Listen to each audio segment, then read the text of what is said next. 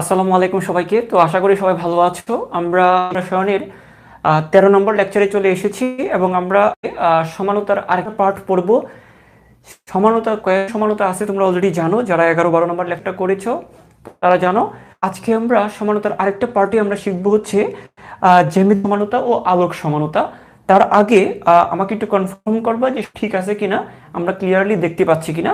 এবং অবশ্যই এই ভিডিওটা তোমাদের বিভিন্ন জায়গায় একটু করে শেয়ার করে দাও। এর বিভিন্ন যে মেসেঞ্জার গ্রুপ বলো বা ফেসবুক গ্রুপ রয়েছে বা যে আদার্স যে সোশ্যাল মিডিয়াগুলো রয়েছে সব কটাতেই তোমরা আমার এই ভিডিওটা শেয়ার করে দাও। তোমরা জানো যে আমি যে অপারেশনটা সম্পূর্ণরূপে ফ্রিতে আমি পুরাটা কমপ্লিট করাচ্ছি এবং লাইন বাই লাইন লিখে দিচ্ছি, যেটাতে তুমি মেডিকেল এবং বুয়েট সহ অন্যান্য ইউনিটে তুমি সুন্দরভাবে উত্তরটা দিতে পারবে এবং এইচএসসি পরীক্ষাও ভালো হবে। এবং আশা করি ইতিমধ্যে তোমরাও ওটা শেয়ার দিয়ে দিবা এবং আমি একটু অপেক্ষাও করছি বাকিরা যারা যারা যুক্ত হতে পারেন তাদেরকে লিঙ্কটা দিয়ে দাও।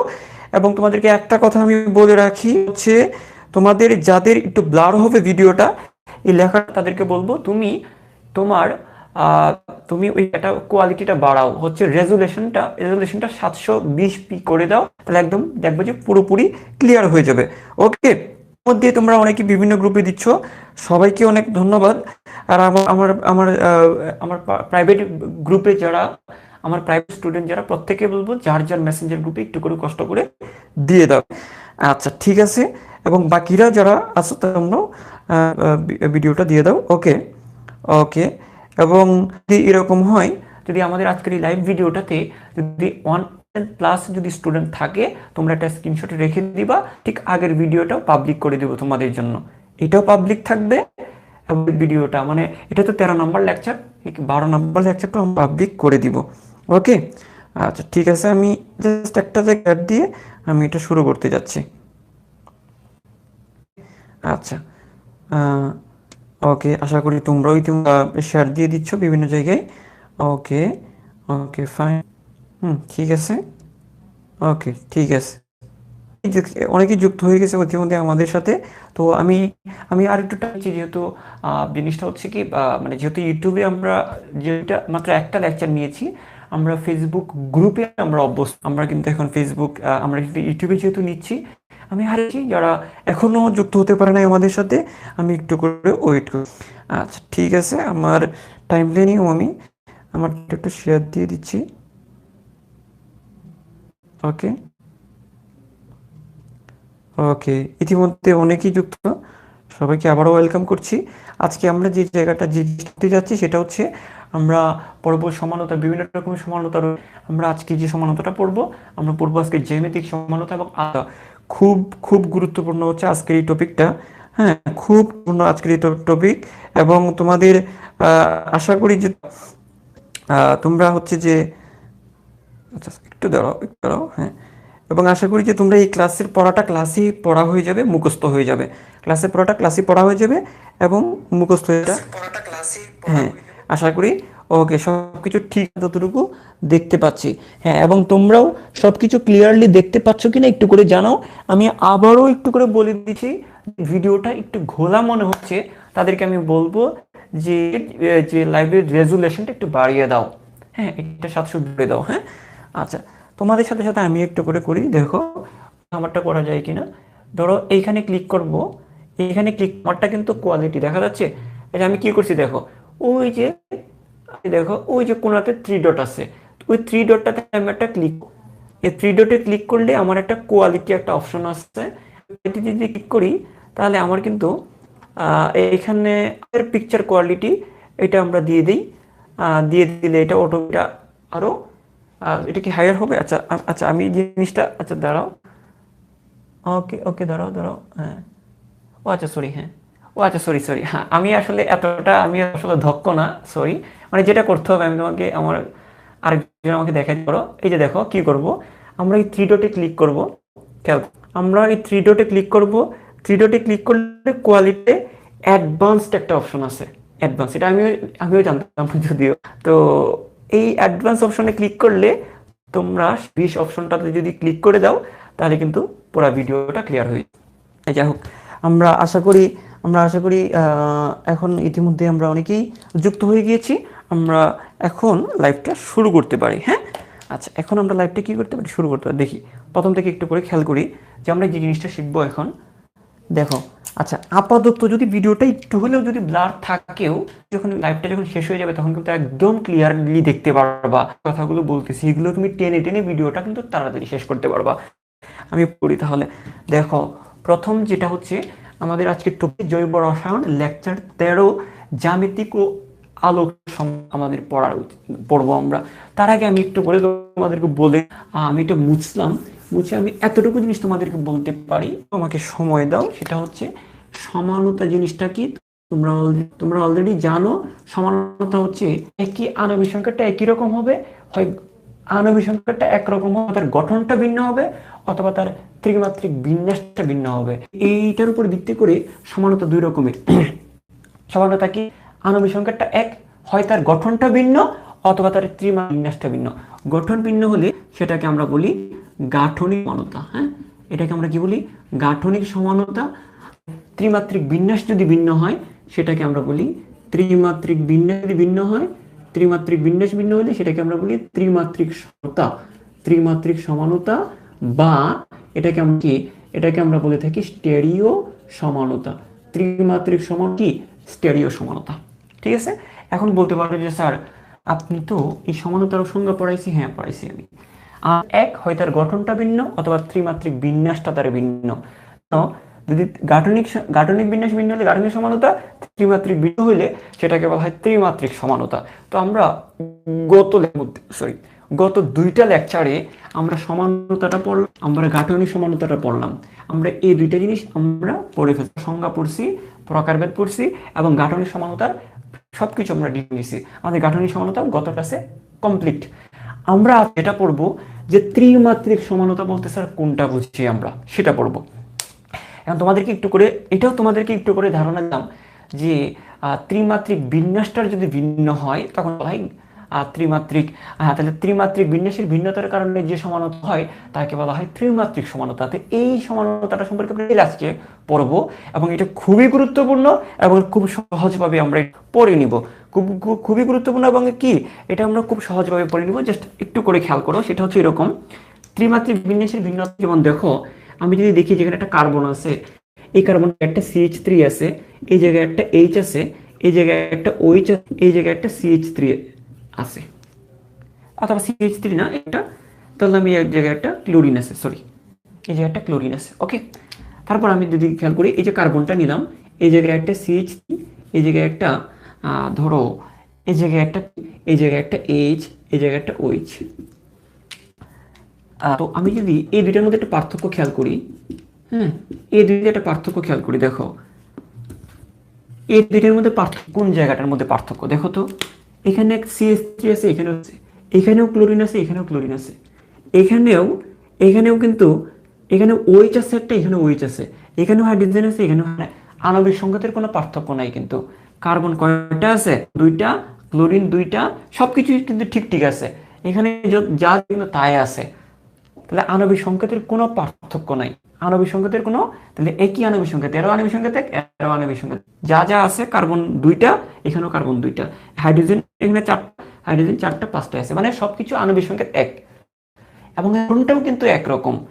এদের গঠনে OH আছে, গঠনটাও এক, তাহলে আণবিক সংখ্যা এক, গঠনও কিন্তু এক, কিন্তু পার্থক্যটা হচ্ছে ত্রিমাত্রিক বিন্যাসের ভিন্নতা। যেমন আমরা যদি দেখি যে এখানে OH-টা আমার কোন পাশে, OH-টা কিন্তু আমার লেফট সাইডে। আমি যদি এটা যদি রাইট হয়, এটা লেফট, এখানে এটা লেফট সাইডে, আর এখানে এটা খেয়াল করো, এটা যদি হয়, এটা OH-টা এখানে রাইট সাইডে, হাইড্রোজেনটা লেফট সাইডে। ভালো করে খেয়াল করো, এখানে OH-টা লেফট সাইডে, এখানে OH-টা রাইট সাইডে। দেখো তাদের কিন্তু আণবিক সংকেত এক, তাদের কিন্তু গঠন এক, তাহলে কিন্তু পার্থক্যটা কোন জায়গায়? আণবিক সংকেত এক কেন? কারণ যতগুলা কার্বন এখানে আছে, যতগুলো হাইড্রোজেন এখানে আছে, ততগুলো হাইড্রোজেন এখানে আছে, মানে আণবিক সংকেতটা এক। আমি যদি বলি কার্বন দুইটা, 1 2 কার্বন দুইটা, 4টা 5টা, হাইড্রোজেন 4টা 5টা, তারপর ক্লোরিন, অক্সিজেন একটা, ক্লোরিন একটা, সেম একটা, ক্লোরিন একটা। এখানেও কিন্তু কার্বন দুইটা, হাইড্রোজেন কয়টা, 4টা, তারপর হচ্ছে অক্সিজেন একটা, ক্লোরিন একটা, সেম, মানে আণবিক এক, গঠনটাও এক। কিভাবে গঠন এক? এখানে ওএইচ, এখানে ওএইচ, এর কোনো পার্থক্য হয় নাই। যেমনটা এমন না যে এটা এখানে ওএইচ আছে এখানে ইথার হয়, অন্তত এমন তো নাই। এখানে ওএইচ, এখানে হচ্ছে, গঠনটাও এক, আণবিক সংখ্যা তো এক, গঠনটাও এক। পার্থক্যটা কোন জায়গায়? ত্রিমাত্রিক বিন্যাসের পার্থক্য। ওই যে একটা যদি রাইট, একটা যদি লেফট সাইডে থাকে, আর একটার ক্ষেত্রে যেমন ওএইচটা লেফট সাইডে, এই যৌগটার ক্ষেত্রে ওএইচটা লেফট সাইডে, এই যৌগটার ক্ষেত্রে ওএইচটা রাইট সাইডে। এই যে বিন্যাসের যে পার্থক্য, এই বিন্যাসের কারণে যে দুইটা যৌগ তৈরি হইলো সেটাকে আমরা বলবো ত্রিমাত্রিক সমাণু, ইংলিশ মারালে হবে স্টেরিও সমাণু। ঠিক আছে, তাহলে আমরা বলতে পারি যে এইটা এটা ত্রিমাত্রিক সমাণু বা এটা ত্রিমাত্রিক সমাণু বা স্টেরিও সমাণু। তাহলে এতটুকু আমাদের ক্লিয়ার আশা করি।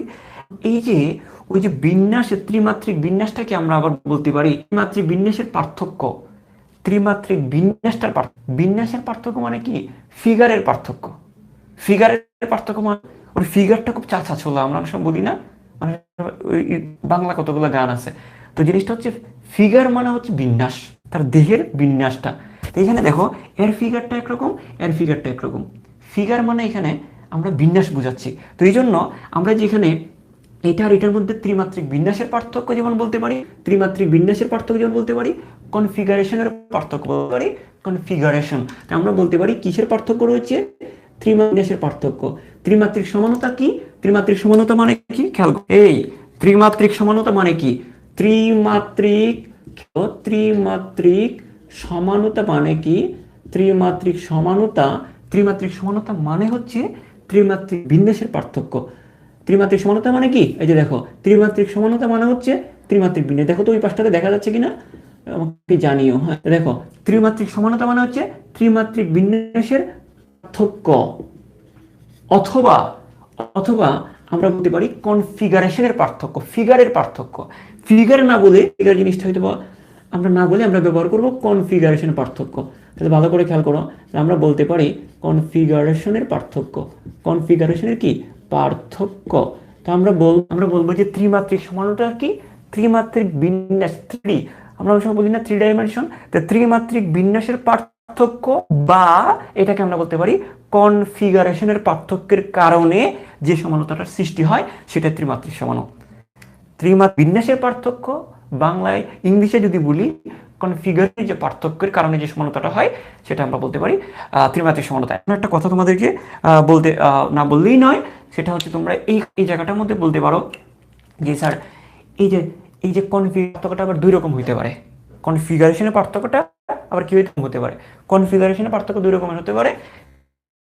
সেটার উপর আমরা দুই ভাগে ভাগ করব। কাকে ভাগ করব? আমরা ত্রিমাত্রাটাকে দুই ভাগে ভাগ করব। খেয়াল করো, তাহলে আমরা একটা কাজ করব। এখানে যে কাজটা করব, আপাতত আমরা ত্রিমাত্রিক সমানতার সংজ্ঞাটা একটু মাথায় সেট করে নিই। ত্রিমাত্রের পার্থক্যের কারণে বা কনফিগারেশনের পার্থক্যে যে সমানতাটার সৃষ্টি হয় তাকে ত্রিমাত্রিক সমানতা বলে। সেটা আমরা একটু এই জিনিসটা একটু মাথায় সেট করে নিই। তাহলে আমার সংজ্ঞাটা তোমরা যদি লাল কালি দিয়ে ছোট করে লিখছি তোমরা লিখবা। এখন আমরা যদি বলি যে আমরা লিখলে আমরা কি লিখবো? এখানে ত্রিমাত্রিক, কি লিখবো? ত্রিমাত্রিক সমানতা। ত্রিমাত্রিক সমানতা বা সেটাকে বলি স্টেরিও সমানতা। কি হবে এটাকে? আমরা যদি বলি স্টেরিও সমানতা, স্টেরিও সমানতা। তাহলে এটা কত রকমের হতে পারে? এটা আবার দুই রকমের হতে পারে। ত্রিমাত্রিক সমানতাটা আবার এটা আবার দুই রকমের হতে পারে। এটা আবার দুই রকমের কনফিগারেশনের পার্থক্যটা হতে পারে। সরি, তো দেখো কি খেয়াল করো, ত্রিমাত্রিক সমানতা দুই প্রকার। কত প্রকার? দুই। একটার নাম হচ্ছে জ্যামিতিক সমানতা, একটা নাম হচ্ছে জ্যামিতিক, একটা নাম হচ্ছে জ্যামিতিক সমানতা। হ্যাঁ, জ্যামিতিক সমানতা। আরেকটার নাম হচ্ছে আমরা একটা বলতে, একটা জ্যামিতিক সমানতা হলে একটা কি হয় বলতো? একটা হচ্ছে আলোক সমানতা। আর কি সমানতা, এটা তোমরা এইভাবে মনে রাখতে পারো, এটা এইভাবে মনে রাখতে পারো। হ্যাঁ, এটা এইভাবে মনে রাখতে পারো, সেটা হচ্ছে আলোক সমানতা। এটা তোমরা মনে রাখতে পারো কিভাবে?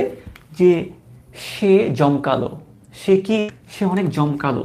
সে জমকালো, জম দিয়ে হচ্ছে জ্যামিতিক সমানতা, আর দিয়ে হচ্ছে আলোক সমানতা। সে জমকালো।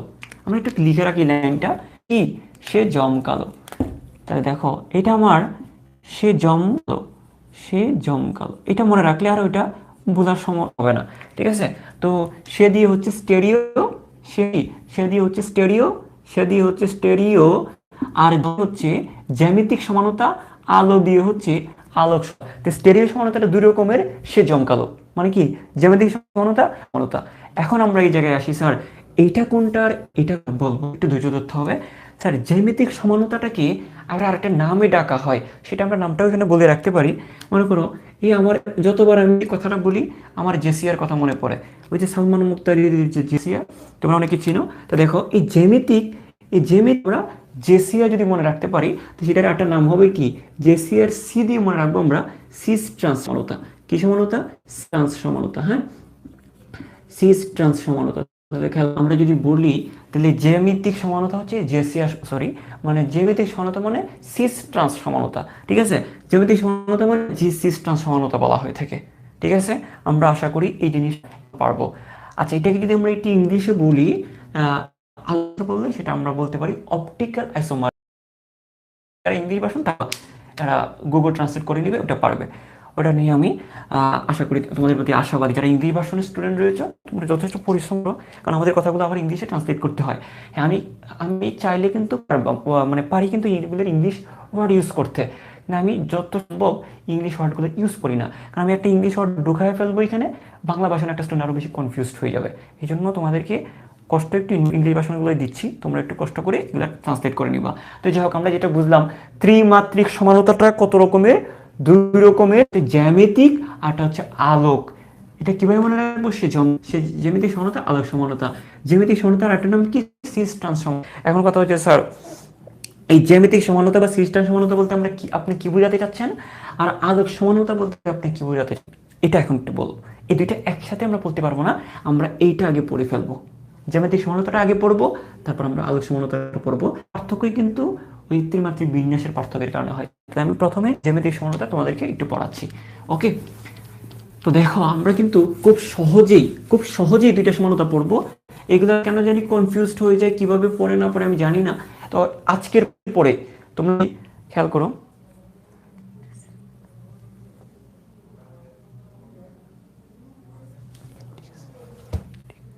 হ্যাঁ, তো আমি তোমাকে বলি আজকের পরে তুমি যদি ক্লাসটা যদি মনোযোগ দিয়ে করতে পারো, মানে আগামী 20টা মিনিট, বেশি না, আগামী 20 মিনিট যদি তুমি আমার সাথে থাকতে পারো, তাহলে এই ধরনের আলোক সমানতা তোমার লাইফে আর ভুল হবে না, এবং তোমার এটা একদম কি হয়ে যাবে, একদম মাথায় ঢুকে যাবে বিষয়টা।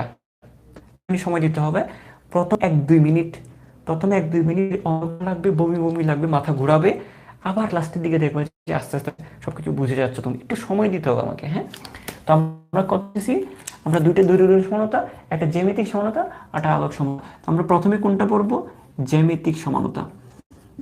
জ্যামিতিক সমানতা, হ্যাঁ, জ্যামিতিক সমানতা। আমি আগে সংজ্ঞা ফেলি, নাহলে তুমি সহজেই বুঝবা না। সংজ্ঞাটা লিখি, তারপর তুমি জ্যামিতিক, তোমাকে যখন আমি বুঝাবো তখন জিনিসটা বুঝে যাবা। আমার সাথে সাথে তোমরাও লিখে ফেলো, তারপর আমি একসাথে আমরা বুঝবো জিনিসটা কি।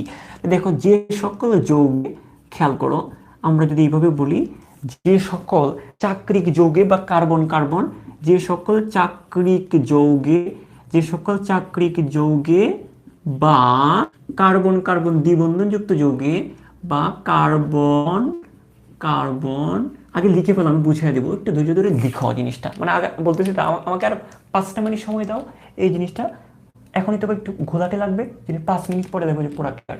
দেখো, যে সকল চাক্রিক যৌগে কার্বন দ্বিবন্ধনযুক্ত, যে সকল চাক্রিক যৌগে অথবা দ্বিবন্ধনযুক্ত যৌগে, কার্বন কার্বন দ্বিবন্ধনযুক্ত যৌগে, দ্বিবন্ধন যুক্ত যৌগে, কার্বন কার্বন দ্বিবন্ধনযুক্ত যৌগে, কার্বন কার্বন বন্ধন অক্ষ বরাবর, হ্যাঁ, কার্বন অক্ষ বরাবর, কার্বন কার্বন, আমি এটা নিচে লিখি, কার্বন কার্বন বন্ধন অক্ষ বরাবর, কার্বন কার্বন বন্ধন অক্ষ বরাবর, বন্ধন অক্ষ বরাবর, বন্ধন অক্ষ বরাবর, বন্ধন অক্ষ বরাবর মুক্ত আবর্তন হলে, মুক্ত আবর্তন সম্ভব না হলে, সম্ভব না হয় ভিন্ন কনফিগারেশন যুক্ত, ভিন্ন কনফিগারেশন ভিন্ন কনফিগারেশন যুক্ত ভিন্ন কনফিগারেশন যুক্ত ভিন্ন কনফিগারেশন যুক্ত দু ধরনের যৌগ হয়। দু ধরনের, এটা দু ধরনের, এটা দু ধরনের, হ্যাঁ দু ধরনের কি আমরা কি বলবো, ভিন্ন কনফিগারেশন তো দু ধরনের যৌগ সৃষ্টি হয়। দু ধরনের যৌগ অণুর, দু ধরনের যৌগ অণু হয়, দু ধরনের যৌগ অণুর সৃষ্টি হয়। একে একে কি বলবো, জ্যামিতিক সমানতা বলবো। একে জ্যামিতিক সমানতা বলবো। জ্যামিতিক সমানতা সৃষ্টি হয় তখন তাদেরকে সৃষ্টি হয় তাদেরকে, কাদেরকে, এই যৌগ অণুগুলিকে, তাদেরকে সৃষ্টি হয় তাদেরকে জ্যামিতিক সমাণু বলে। ধর্মকে জ্যামিতিক সমানতা বলে। এদের ধর্মকে, এই ধর্মকে, এই ধর্মটাকে, এই ধর্মকে জ্যামিতিক সমানতা বলে। জ্যামিতিক, একটু হয়তো লম্বা মনে হচ্ছে জিনিসটা, তো বুঝিয়ে দিলে সহজ। জ্যামিতিক বলে, সমানতা বলে। স্যার এটা আপনি, হ্যাঁ দেখো একটু খেয়াল করো। প্রথম কথা হচ্ছে, আমি ওকে বুঝাই জিনিসটা, আমাকে একটু বোঝানোর টাইম দাও। হ্যাঁ আমাকে একটু বোঝানোর টাইম দাও। হ্যাঁ প্রথম কথা হচ্ছে, যে চাক্রিক যৌগে, আমি আবারও বলি খেয়াল করো, যে সকল চাক্রিক যৌগে বা কার্বন কার্বন যুক্ত যৌগে, তাহলে আমরা দুই ধরনের যৌগ পাইছি, আমরা এতটুকু তো বুঝছি, আর কিছু না বুঝি, যে চাক্রিক যৌগে হবে বিষয়টা, অথবা কার্বন কার্বন দ্বিবন্ধন যুক্ত যৌগে হবে, দুইটার যে কোনো একটাতে হবে এই ঘটনাটা। এই জ্যামিতিক সীমান্তটা, এই যে দেখো, এই যে জ্যামিতিক সীমান্তটা দুইটা বিষয়ের একটাতে হবে, হয় চাক্রিক যৌগে হবে অথবা কার্বন কার্বন দ্বিবন্ধন যুক্ত যৌগে। দেখো, যে সকল যৌগে বা কার্বন কার্বন দ্বিবন্ধন যুক্ত যৌগে, এতটুকু তো বুঝছি আমরা। যৌগে কার্বন কার্বন বন্ধন অক্ষ বরাবর মুক্ত আবর্তন সম্ভব না হয়, এই যে কার্বন কার্বন বন্ধন অক্ষ বরাবর মুক্ত আবর্তন সম্ভব না হওয়ায় ভিন্ন কনফিগারেশন যুক্ত দু ধরনের যৌগ অণুর সৃষ্টি হয়, তাদের জ্যামিতিক সমাণু বলে। এই ধর্মকে জ্যামিতিক সমানতা বলে। স্যার পরের গুলো তো বুঝি নাই, বুঝবা একটু দাঁড়াও। তাহলে চাকরির যুগতে বিশ্ব বিষয়টা, বা কার্বন কার্বন দ্বিবন্ধন যুক্ত যৌগ বুঝছো, তাহলে তাদের ক্ষেত্রে কার্বন কার্বন বন্ধন অক্ষ বরাবর মুক্ত আবর্তন সম্ভব না হওয়ায় ভিন্ন কনফিগারেশনের, তাহলে এই লাইনটা আমরা বুঝি নাই, আবার এটা কিন্তু বুঝছি। ভিন্ন কনফিগারেশনের দুইটা অণু সৃষ্টি হবে এখানে। ভিন্ন কনফিগারেশন মানে দুই রকমের কনফিগারেশনের দুইটা অণু সৃষ্টি হবে, পরস্পরের সমানও বলবো, এই লাইনটা বুঝছি। কিন্তু এটা একটা সমস্যা, কার্বন কার্বন বন্ধন অক্ষ বরাবর মুক্ত আবর্তন সম্ভব না হয়, কার্বন কার্বন বন্ধন অক্ষ বরাবর। তো আমি এটা একটু বুঝিয়ে দিই, খেয়াল করো। আমি একটা কার্বন কার্বন দ্বিবন্ধনযুক্ত যৌগ নিই, যেমন তোমাদেরকে যদি বলি কার্বন কার্বন দ্বিবন্ধনযুক্ত যৌগ যদি এরকম নিই, ধরো এখানে একটা কার্বন আছে, এখানে একটা কার্বন আছে, তাদের মধ্যে একটা দ্বিবন্ধন আছে, ঠিক আছে, এই একটা কার্বন এই একটা কার্বন, তাদের মধ্যে একটা দ্বিবন্ধন আছে। এখানে ধরো একটা হাইড্রোজেন, এখানে ধরো একটা হাইড্রোজেন, এখানে ক্লোরিন, এখানে এখানে এখানে এখানে ধরো এখানে একটা হাইড্রোজেন, এখানে একটা ক্লোরিন, এখানে একটা ক্লোরিন, ঠিক আছে। আমি এগুলো কি নিছি, জাস্ট এতটুকু বুঝো, আমরা একটা দ্বিবন্ধনযুক্ত যৌগ নিছি। এটা দ্বিবন্ধনযুক্ত যৌগ না? এই যে কার্বন এবং কার্বনের মধ্যে একটা দ্বিবন্ধন আছে, এই দ্বিবন্ধনযুক্ত আমরা যে কোনো একটা যৌগ নিছি। তা দেখো, এই কার্বন কার্বন দ্বিবন্ধনযুক্ত যৌগের ক্ষেত্রে কার্বন কার্বন বন্ধন অক্ষ বরাবর, কি বলছি, দ্বিবন্ধনযুক্ত যৌগে কার্বন আর কার্বনের যে বন্ধন অক্ষটা, এটা হচ্ছে কার্বন কার্বনের বন্ধন অক্ষ, এই যে এটা হচ্ছে কার্বন কার্বনের কি অক্ষ, বন্ধন অক্ষ বরাবর। তো এই যে আমি যদি এইভাবে চিন্তা করবো জিনিসটা, তার অক্ষটা হচ্ছে এইভাবে, আমার অক্ষকে এইভাবে, নাকি আমাদের অক্ষটা লম্বালম্বি, আমাদের অক্ষটা এইভাবে না, এদের অক্ষটা হচ্ছে এইভাবে। তো দেখো, এটা একটা কার্বন কার্বন দ্বিবন্ধন যুক্ত, কার্বন কার্বন দ্বিবন্ধন যুক্ত যৌগ, এটা কার্বনে কার্বনের দ্বিবন্ধন আছে এমন একটা যৌগ, কার্বনে কার্বনের দ্বিবন্ধন আছে এমন একটা যৌগ নিচ্ছি। হ্যাঁ, একটা দ্বিবন্ধন যুক্ত যৌগ নিলাম, যার বন্ধন অক্ষটা হচ্ছে এই বন্ধন অক্ষ বরাবর মুক্ত আবর্তন সম্ভব না। এই যে কার্বন কার্বন বন্ধন অক্ষ, এই কার্বনের মধ্যে যে অক্ষটা রয়েছে, বন্ধন অক্ষটা হচ্ছে লম্বালম্বি, আমরা চিন্তা করব, বন্ধন অক্ষটা হচ্ছে এই বন্ধন অক্ষ বরাবর মুক্ত আবর্তন সম্ভব না হয়, মুক্ত আবর্তন সম্ভব না, বন্ধন অক্ষ বরাবর কি সম্ভব না, মুক্ত আবর্তন সম্ভব না। স্যার এটা কি বলছেন, একটু খেয়াল করো, মুক্ত আবর্তন সম্ভব না হচ্ছে এটা, একটু খেয়াল করো, জিনিসটা হচ্ছে এরকম, আমি যদি তোমাদেরকে একটু বুঝাই, খেয়াল করো বিষয়টা হচ্ছে এরকম, দেখো একটু খেয়াল করো, মুক্ত আবর্তন সম্ভব না মানে হচ্ছে এই যে দেখো, এই কার্বনটা এই কার্বনের সাথে ঘুরতে পারে না, মানে এই কার্বনটা কি ঘুরতে পারে না। জিনিসটা হচ্ছে দেখো, এটা যদি এরকম হয়, একটু খেয়াল করো, এই যে এখানে একটা কার্বন আছে, এই যে ক্লোরিনটা ঘুরে এখানে আসতে পারবে না, মানে এই কার্বনটা এভাবে ঘুরতে পারে না, এই কার্বনটা এইভাবে ঘুরতে পারে। আমি এটাকে ফিক্সড করে রাখলাম, ধরো আমি এই কার্বনটাকে ফিক্সড করে রাখলাম, এই কার্বনটা ঘুরে মানে এটা ঘুরতে পারে না। যেমন আমি যদি তোমাদেরকে যদি বলি, যেমন মনে করো এই যে দেখো, এই যে আমাদের এই যে ক্যাপটা কিন্তু ঘুরতেছে, দেখো ক্যাপটা কিন্তু ঘুরতেছে, এটা ফিক্সড কিন্তু এটা কি ঘুরতেছে, এটা ঘুরতেছে, হ্যাঁ এটা কিন্তু ঘুরতেছে। কিন্তু এইখানে এই কার্বনটা, এই কার্বন এবং এই কার্বনের মাঝখানে ধরো এটা একটা কার্বন, যে এটা একটা কার্বন, ধরো এটা একটা কার্বন, এটা এটা ঘুরতে পারে না, এটা বলছে এখানে। এখানে মুক্তভাবে আবর্তন করতে পারে না। কেন পারে না? কারণ এখানে একটা বন্ধন তো আছেই, ওই একটা বন্ধনের উপর আরো একটা বন্ধন আছে, ওই আরো একটা বন্ধন থাকার কারণে এরা টাইট হয়ে গেছে, এরা ঘুরতে পারে না। এখানে তোমাকে যদি একটু যদি আমি তোমাদেরকে যদি বলি, তোমাকে যদি একটু করে বলি যে একটা বন্ধনকে তোমরা অলরেডি জানো, একটা বন্ধনকে বলা হয় সিগমা বন্ধন, আর একটা বন্ধনকে বলা হয় পাই বন্ধন। সিগমা বন্ধন কি, পাই বন্ধন কি, এগুলো কিচ্ছু জানার দরকার নাই। আমি তোমাদের পড়াশোনার পাশাপাশি সংকরায়নটাও পড়াবো।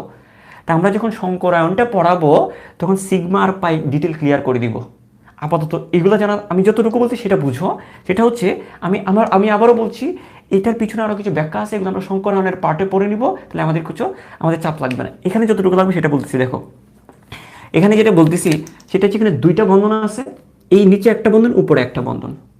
এই দুইটা বন্ধন খেয়াল করো, এই দুইটা বন্ধন মনে করো নিচেরটা আমি একটু মোটা করে দিচ্ছি, হ্যাঁ নিচেরটা আমি একটু মোটা করে দিচ্ছি।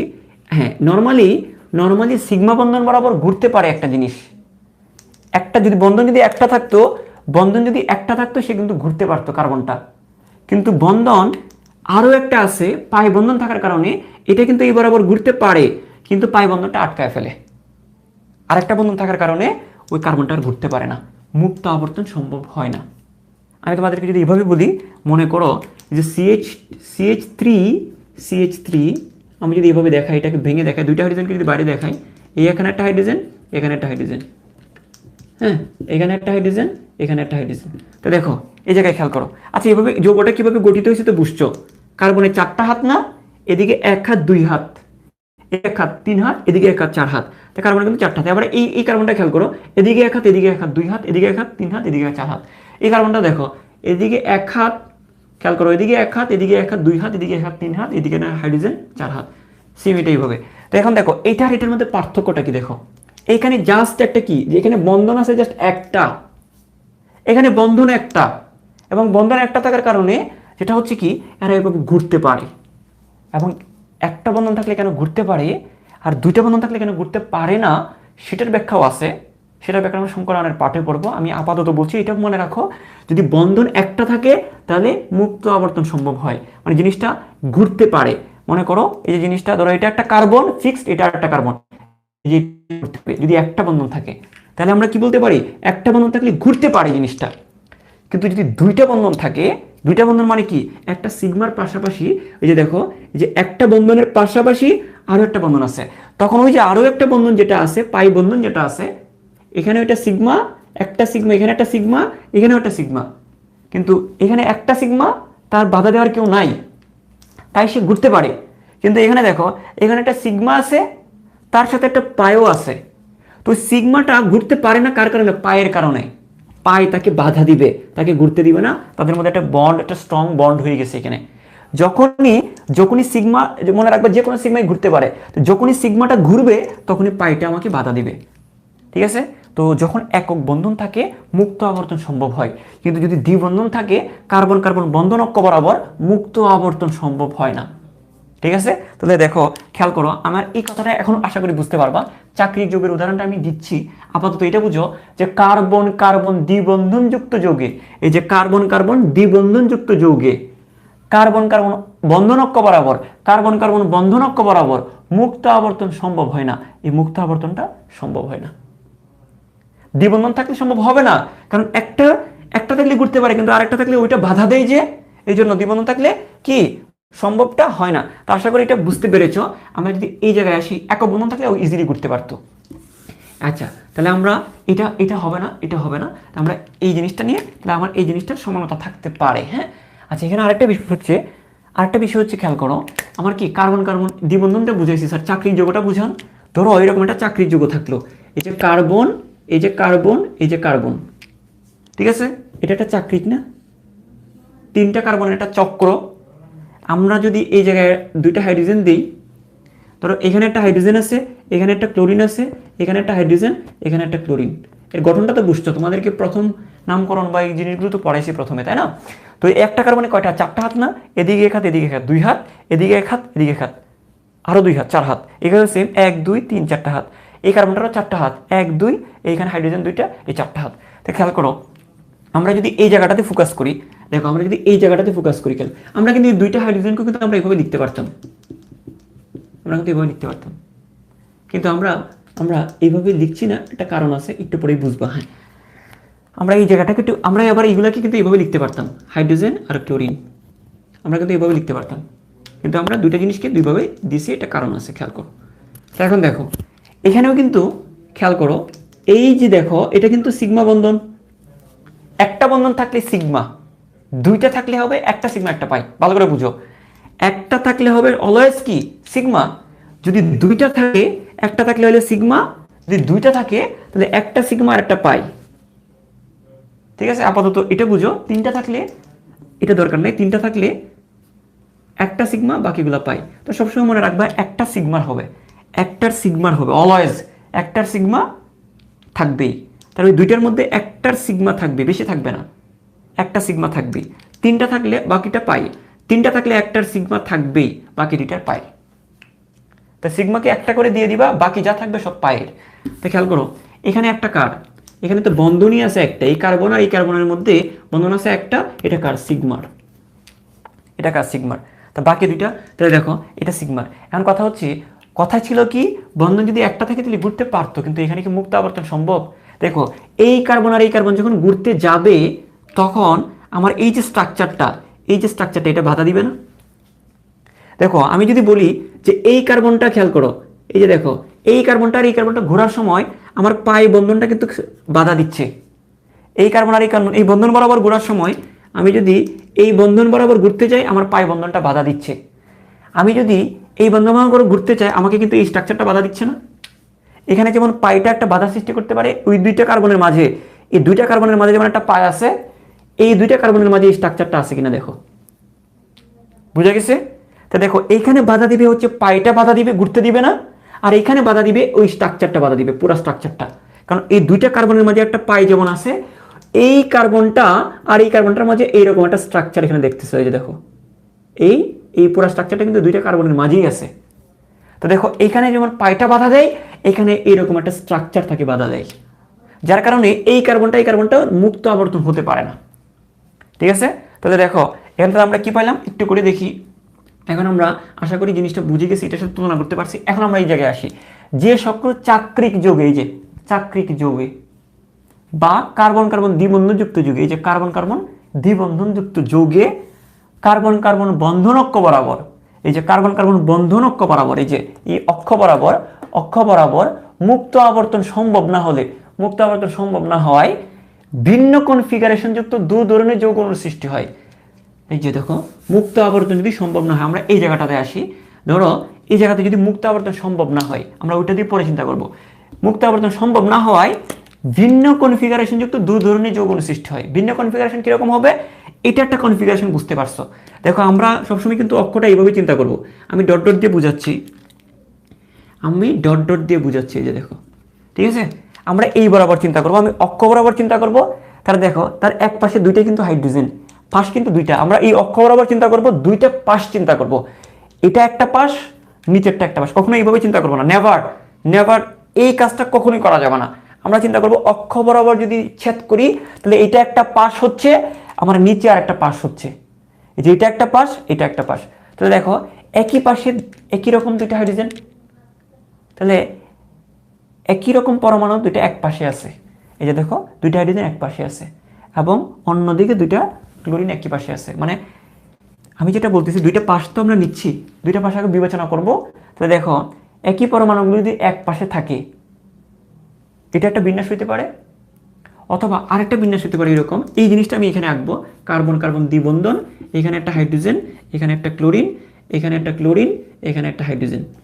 এখন তুমি এটাকে চিন্তা করো, এটা আর একটা হুবহু আঁকছে, কিন্তু পার্থক্যটা আমরা কোন জায়গায় করছি, এখানে হাইড্রোজেন উপরে ছিল, আমি এখানে ক্লোরিনটা উপরে দিলাম, এখানে ক্লোরিনটা নিচে ছিল, ক্লোরিনটা উপরে দিচ্ছি, হাইড্রোজেনটা নিচে দিচ্ছি, জাস্ট পার্থক্য এতটুকু। চেঞ্জ আমি কোথায় করছি? হাইড্রোজেন এখানে উপরে, এখানে হাইড্রোজেন নিচে, ক্লোরিন এখানে নিচে, ক্লোরিন এখানে উপরে। ঠিক আছে? তো দেখো এখন আমি যদি চিন্তা করি, এখন দুই রকমের বিন্যাস আসছে না এখানে? কয় রকমের বিন্যাস আসছে এখানে? দুই রকমের বিন্যাস আসছে। একটা বিন্যাস কি দেখো, আমি যদি অক্ষ বরাবর এইভাবে চিন্তা করবো, কখনো এইভাবে চিন্তা করবো না, আমরা চিন্তা করবো অলওয়েজ এইভাবে। তো দেখো এইভাবে যদি চিন্তা করি, ওই অক্ষ বরাবর চিন্তা করি, তাহলে এক পাশে একই রকম পরমাণুগুলো এক পাশে আছে, এই যে ক্লোরিন ক্লোরিন এক পাশে আছে, তাহলে একই রকম পরমাণুগুলো যদি এক পাশে থাকে, একই রকম পরমাণুগুলো যদি এক পাশে থাকে, তাহলে একটা বিন্যাস পাচ্ছি আমরা। আবার দেখো আমি এইভাবে যদি চিন্তা করি, এই যে একটা পাশ, এই একটা পাশ, একই রকম পরমাণুগুলো এক পাশে নাই, ভিন্ন পাশে, দেখো ভিন্ন দিকে। এই যে হাইড্রোজেনটা দেখো, একদিকে একটা হাইড্রোজেন হচ্ছে আর একটা ক্লোরিন, একই রকম পরমাণুগুলো এক পাশে নাই, একই রকম পরমাণুগুলো বিপরীত পাশে আছে। এই পরমাণু হাইড্রোজেনের, এই হাইড্রোজেনের পরমাণু, এই ক্লোরিন পরমাণু, এই বিপরীত। তো দেখো আমরা দুই ধরনের কিন্তু কনফিগারেশন পেয়ে গেছি আমরা।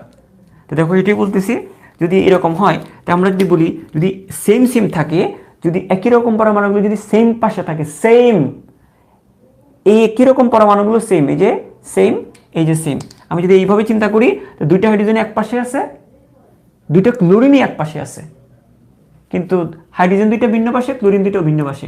কিরকম যদি হয়, যদি সেম পাশে থাকে, এটাকে বলা হয় আমরা সিস সমাণু বলি। কি সমাণু? সিস সমাণু। আর যেটা ভিন্ন পাশে থাকে সেটাকে বলে আমরা ট্রান্স সমাণু, ট্রান্স সমাণু। ঠিক আছে?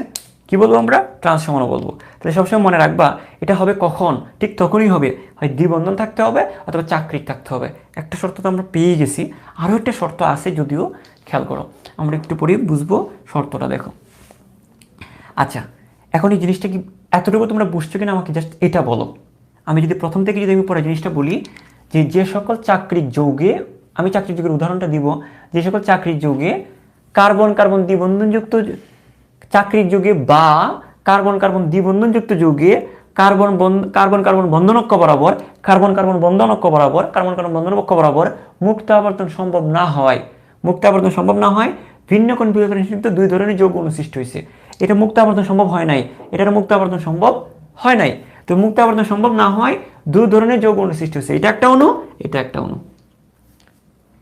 ঠিক আছে? তাহলে দেখো আমরা সিস বলতেছি কি, আমি যদি এইভাবে চিন্তা করি, তাহলে দেখো এটা হচ্ছে কার্বন কার্বন দ্বিবন্ধনযুক্ত, এটাও কার্বন কার্বন দ্বিবন্ধনযুক্ত, এবং অক্ষ বরাবর মুক্ত আবর্তন সম্ভব না, এখানে অক্ষ বরাবর মুক্ত আবর্তন সম্ভব না।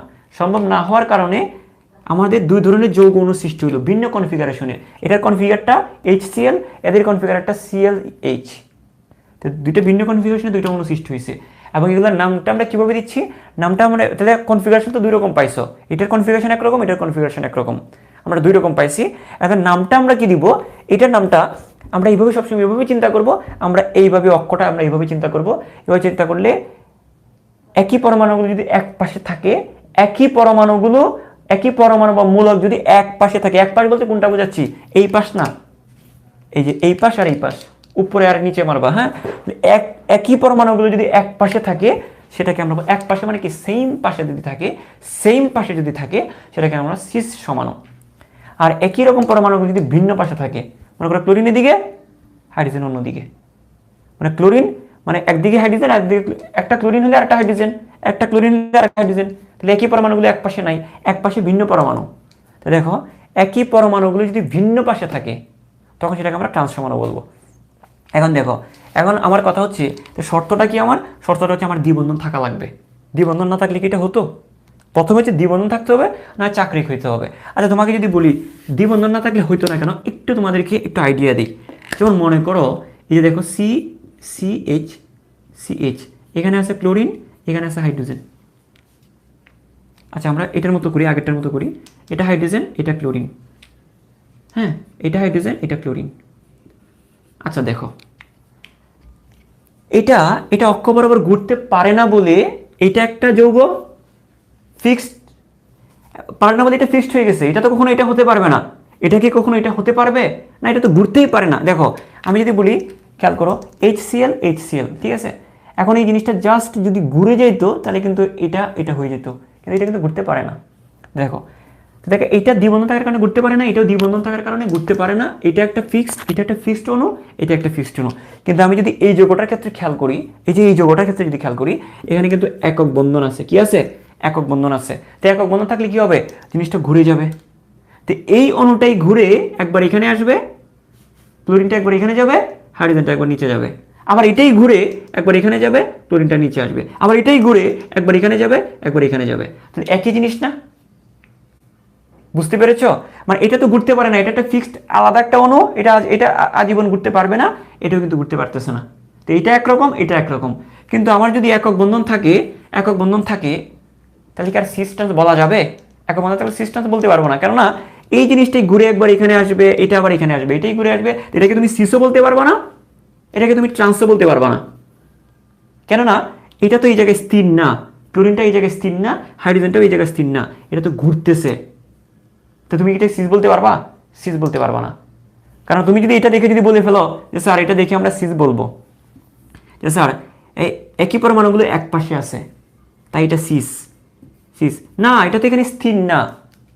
তুমি এটা দেখে এটা বলে ফেলতেছো, তুমি যখনই এটা দেখতেছো এটা এখানে, ঠিক পর মুহূর্তে ক্লোরিনটা এখানে চলে আসবে, ক্লোরিনটা এখানে চলে আসবে, হাইড্রোজেনটা এখানে। তো তুমি সিস কেমনে বলবা?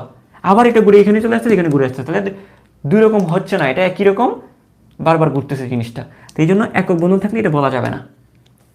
ঠিক আছে? তাহলে আমার একটা শর্ত আমরা কি পেয়ে গেলাম? শর্ত হচ্ছে ঘোরা যাবে না, ঘোরানো যাবে না। কি করা যাবে না? ঘোরানো যাবে না। তাহলে আমার সোজা কথা আমার কি থাকতে হবে? একটা শর্ত আমরা কি পেয়ে গেলাম? দ্বিবন্ধনযুক্ত থাকতে হবে, অথবা এটা চাকরিক থাকলেও ঘুরতে পারে না, আমার চাকরিক থাকতে হবে। একটা শর্ত কিন্তু আমরা পেয়ে গেছি। স্যার আর একটা শর্ত কি? আর একটা শর্ত দেখো, এই জায়গাটার ক্ষেত্রে খেয়াল করো, এদিকে এই জায়গাটার ক্ষেত্রে, এদিকে এদিকে এই জায়গাটার ক্ষেত্রে খেয়াল করো। একটা শর্ত তো পাইছি যে আবার ঘুরতে পারবে না। এখানে আমরা যদি দেখি, খেয়াল করো, আমরা যদি এখানে দেখি, ধরো আচ্ছা এটা তো আমরা সিস বলতেছি না, এটা আমরা ট্রান্স বলতেছি, এই তো। আচ্ছা এখন দেখো, এখন দেখো খেয়াল করো, এখন আমি যদি বলি, একটু খেয়াল করো, সেটা হচ্ছে আমি যদি জিনিসটাকে ধরো এখানে আমি যদি হাইড্রোজেন দিই, এখানে যদি আমার হাইড্রোজেন দিই, এখানেও যদি আমি হাইড্রোজেন দিই, এখানে হাইড্রোজেন দিলাম, এখানেও কি আমার হাইড্রোজেন দিলাম, এটাকে কি সিস্টার বলতে পারবা? দেখো তো, আমি সবকটা এখানে হাইড্রোজেন, এখানেও হাইড্রোজেন, এখানেও হাইড্রোজেন, এখানেও হাইড্রোজেন, এখানেও হাইড্রোজেন, এখানেও হাইড্রোজেন, এখানেও হাইড্রোজেন, তো এটা কি তুমি সিস বলতে পারবা? সিস বলার কিছু আছে এখানে? বা এটাকে তুমি ট্রান্স বলতে পারবা? কেন পারবা না? কারণ তুমি তো এই জিনিসটা এখন বলতে পারবা না যে এক পাশে একই পরমাণুগুলো এক পাশে, এক পাশে, এক পাশে, এটাও এক পাশে। তাহলে আমার এখানে শুধু দ্বিবন্ধন থাকলেই হবে, যে এমন ভিন্ন কনফিগারেশনগুলো দ্বিবন্ধন থাকলেই হবে, এটা বলে দিছে। এই জন্য বলছে যে আমার কি থাকতে হবে?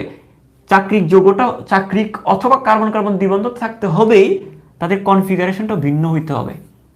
কনফিগারেশন কি ভিন্ন আছে এখানে? খালি দ্বিবন্ধন থাকলে তো হবে না, দ্বিবন্ধন থাকলে কি হবে? এখানে তো কনফিগারেশন সেম, এইটার যে কনফিগারেশন এটারও তো কনফিগারেশন সেম, কারণ এখানেও হাইড্রোজেন, এখানেও হাইড্রোজেন, এখানেও হাইড্রোজেন, এখানেও হাইড্রোজেন, এরো হাইড্রোজেন, এরো হাইড্রোজেন, এরো হাইড্রোজেন, এরো হাইড্রোজেন। তো শুধু আমার কি বলছে এখানে সংজ্ঞাগুলো এই জন্য খুব জরুরি, যে চাকরিক যৌগ অথবা কার্বন কার্বন দ্বিবন্ধন, তাহলে চাকরিক হইতে হবে অথবা কার্বন কার্বন দ্বিবন্ধন থাকতে হবে, এবং একই সাথে কনফিগারেশনটা ভিন্ন হইতে হবে। তাহলে আমার এখানে বিষয়টা হচ্ছে কার্বনের সাথে যেগুলো থাকবে আমি যাচ্ছে তাই নিলে হবে না, তাহলে এগুলোর কিছু কিছু আছে, আমার নির্দিষ্ট সংকেত যুক্ত হইতে হবে। নির্দিষ্ট সংকেত আমি তোমাদেরকে বুঝাই, খেয়াল করো, একটু আগে যেটা ছিল, এখানে ক্লোরিন, ধরো আমরা যদি এখানে যদি ক্লোরিন নেই, এখানে আমরা ক্লোরিন নিব, তাই তো? তো দেখো এখানে আচ্ছা এই জিনিসটা হচ্ছে এরকম, তো এখানে যদি আমরা ক্লোরিন নেই, এখানে যদি আমরা ক্লোরিন নেই, আচ্ছা আমি তো সব কালো কালি দিয়ে আঁকি, ধরো যদি আমি এখানে যদি, এখানে ধরো এটা হচ্ছে ক্লোরিন, এটা হচ্ছে, হ্যাঁ এটা হচ্ছে, দেখো এটা কি খেয়াল করো, এটা হচ্ছে ধরো ক্লোরিন, হ্যাঁ। তো আমি জিনিসটা যদি ঘুরায় দিই, এটা হবে ক্লোরিন, এটা হবে আমি এটা হাইড্রোজেন, এটা ক্লোরিন, এটা হাইড্রোজেন, জাস্ট আমি ঘুরাই দিলাম। চলো দেখো একটু আগে প্রথম দিকে যেটা আঁকছিলাম, যেখানে একটা হাইড্রোজেন নিছি, এখানে একটা হাইড্রোজেন নিছি, একই পাশে দুইটা সেম, এবং এদিকেও কিন্তু সেম, এই দেখো ক্লোরিন ক্লোরিন সেম, ঠিক আছে। এখন আমি জাস্ট এতটুকু জিনিস ঘুরাই দিলাম একটু, এটা তো ঘুরবে না, এটা তো ঘুরবে না, এটা তো এই জায়গায় ফিক্সড। এরকম আরেকটা জিনিস পাবো, আর কোনো জায়গায় পাবো, জিনিসটা হচ্ছে হাইড্রোজেনটা, ক্লোরিনটা উপরে, হাইড্রোজেনটা নিচে, ক্লোরিনটা উপরে, হাইড্রোজেনটা নিচে, আর বাকি সব সেম। আচ্ছা এখানে ক্লোরিন হবে, hydrogen chlorine, hydrogen chlorine, hydrogen chlorine, এই হাইড্রোজেন ক্লোরিন, হাইড্রোজেন ক্লোরিন, এই হাইড্রোজেন ক্লোরিন, সেম কিন্তু থাকবে, কিন্তু সেম হাইড্রোজেন, এখানে একটা হাইড্রোজেন, এখানে একটা হাইড্রোজেন, এখানে ক্লোরিন, এখানেও ক্লোরিন, এখানে হাইড্রোজেন, এখানে হাইড্রোজেন, এখানে হাইড্রোজেন, এখানে ক্লোরিন, এখানে ক্লোরিন। আচ্ছা দেখো, তো আমার কিন্তু এক পাশে দুইটা সেম, এটা সিস, এখানে এক পাশে কিন্তু দুইটা ভিন্ন, তো এটা ট্রান্স। এখন দেখো আমি যেটা বলতে চাচ্ছি এখানে বিষয়টা হচ্ছে, তাহলে আমার শর্তটা কি দাঁড়াইলো? শর্তটা হচ্ছে যে আমার দ্বিবন্ধন বা চাকরিক হলেও হবে না, আরেকটা জিনিস আমার মাথায় রাখতে হবে। সেটা কি মাথায় রাখতে হবে এখন খেয়াল করো, কি মাথায় রাখতে হবে বুঝে ভালো করে। একটা শর্ত তো বুঝে গেছি যে শুধু দ্বিবন্ধন থাকলেই হবে না, বা যে ওটা চাকরিক হলে হবে না, আমার পরমাণু যেগুলো যুক্ত থাকবে তাদেরও আমার একটা শর্ত দিতে হবে। শর্তটা কি? একটা কার্বনে যদি হাইড্রোজেন থাকে, এই কার্বনে আর হাইড্রোজেন থাকতে পারবে না, বা এই কার্বনে একটা ক্লোরিন থাকলে এখানে আর ক্লোরিন থাকতে পারবে না। অর্থাৎ এই কার্বনে যদি একটা এ পরমাণু থাকে, ওই জায়গায় আর এ বিশিষ্ট কিছু থাকতে পারবে না, ভিন্ন এক পরমাণু থাকতে হবে। একটা কার্বনে যদি এ থাকে, ওইখানে আর এ থাকতে পারবে না, ভিন্ন একটা বি থাকবে। অর্থাৎ এখানে একটা হাইড্রোজেন থাকলে ওই জায়গায় আর হাইড্রোজেন থাকলে এটা হবে না। অর্থাৎ এই জায়গাটা হাইড্রোজেন একটা কার্বনের মধ্যে, এই যে দেখো এই যে এই কার্বনটার মধ্যে যদি একটা হাইড্রোজেন থাকে, ওইখানে আর হাইড্রোজেন দিলে তুমি জ্যামিতিক সমান্তরাল বানাইতে পারবে না। অর্থাৎ এই জন্য আমরা এটাকে বুঝাচ্ছি, একটা কার্বনে যদি একটা এ থাকে, ওই কার্বনটাতে আরেকটা বি থাকতে হবে, আরেকটা এ থাকলে হবে না, তাহলে আমার এ বি হবে। এই জায়গাটা অলওয়েজ ফিক্সড, কিন্তু এই জায়গাটা অলওয়েজ ফিক্সড। একটা কার্বনে যদি এ থাকে, আরেকটা কার্বনে বি থাকতে হবে। অপর কার্বনটাতে কি হইতে পারে? অপর কার্বনটাতে বিভিন্ন রকম হইতে পারে। একটা এ থাকলে আর একটা বি, হয়েছে না এরকম? এই যে আমি হাইড্রোজেনকে যদি এ বলি, এই যে এ, ক্লোরিনকে যদি বি বলি বি, এই দেখো হাইড্রোজেনকে এ, এদিকেও হাইড্রোজেন এ, ক্লোরিন বি। আমার কম্বিনেশনটা কি দাঁড়াইলো? কম্বিনেশনটা আমার দাঁড়াইছে হচ্ছে একটা কার্বনের সাথে যদি এ থাকে, একটা এ থাকে, এখানে আর এ থাকতে পারবে না, একটা বি থাকবে। তারপর আমি যদি ডাবল বন্ড দিই, আর একটা কার্বনের সাথে যদি এ থাকে, তার সাথে এ থাকবে, তার সাথে একটা এ থাকতে পারে, তার সাথে একটা এ থাকতে পারে, কিন্তু আরেকটা বি থাকবে। এরকম কখনো সেম হবে না, এই জিনিসটা মাথায় রাখবা। একটা এ যদি থাকে, ওই জায়গায় আর কোনো এ থাকতে পারবে না, বা একটা বি থাকলে ওই কার্বনে আর বি থাকতে পারবে না। তখন দেখো এরকম একটা শর্ত আমরা পাইছি না? আরো হইতে পারে, আমরা এই জিনিসটা আরো হইতে পারে। আমি এখানে যে উদাহরণটা দেখেছি, এটা কিন্তু এই উদাহরণটা দেখেছি। আরো একরকম হইতে পারে। সেটা কিরকম? সেটা হচ্ছে একটা কার্বনে যদি এ থাকে, এবং ওই কার্বনটাতে আর এ থাকতে পারবে না, ওই কার্বনটাতে তখন বি থাকবে। তখন আমি যদি ডাবল বন্ড দিই, হ্যাঁ, তাহলে দেখো ওই কার্বনটাতে কি হবে? ওই কার্বনটাতে যদি আমি একটা এ বসাই, ওইখানে কি আর এ বসবে? ওইখানে আর এ বসবে না। তবে আমি বি তো বসাইছি, ভিন্ন একটা পরমাণু বসবে। ভিন্ন যেটা দেখো, এই একটা কার্বনে আমি এ বসাইছি, ওইখানে কি আর এ বসবে? এ বসবে না, সেখানে অন্য একটা পরমাণু বি।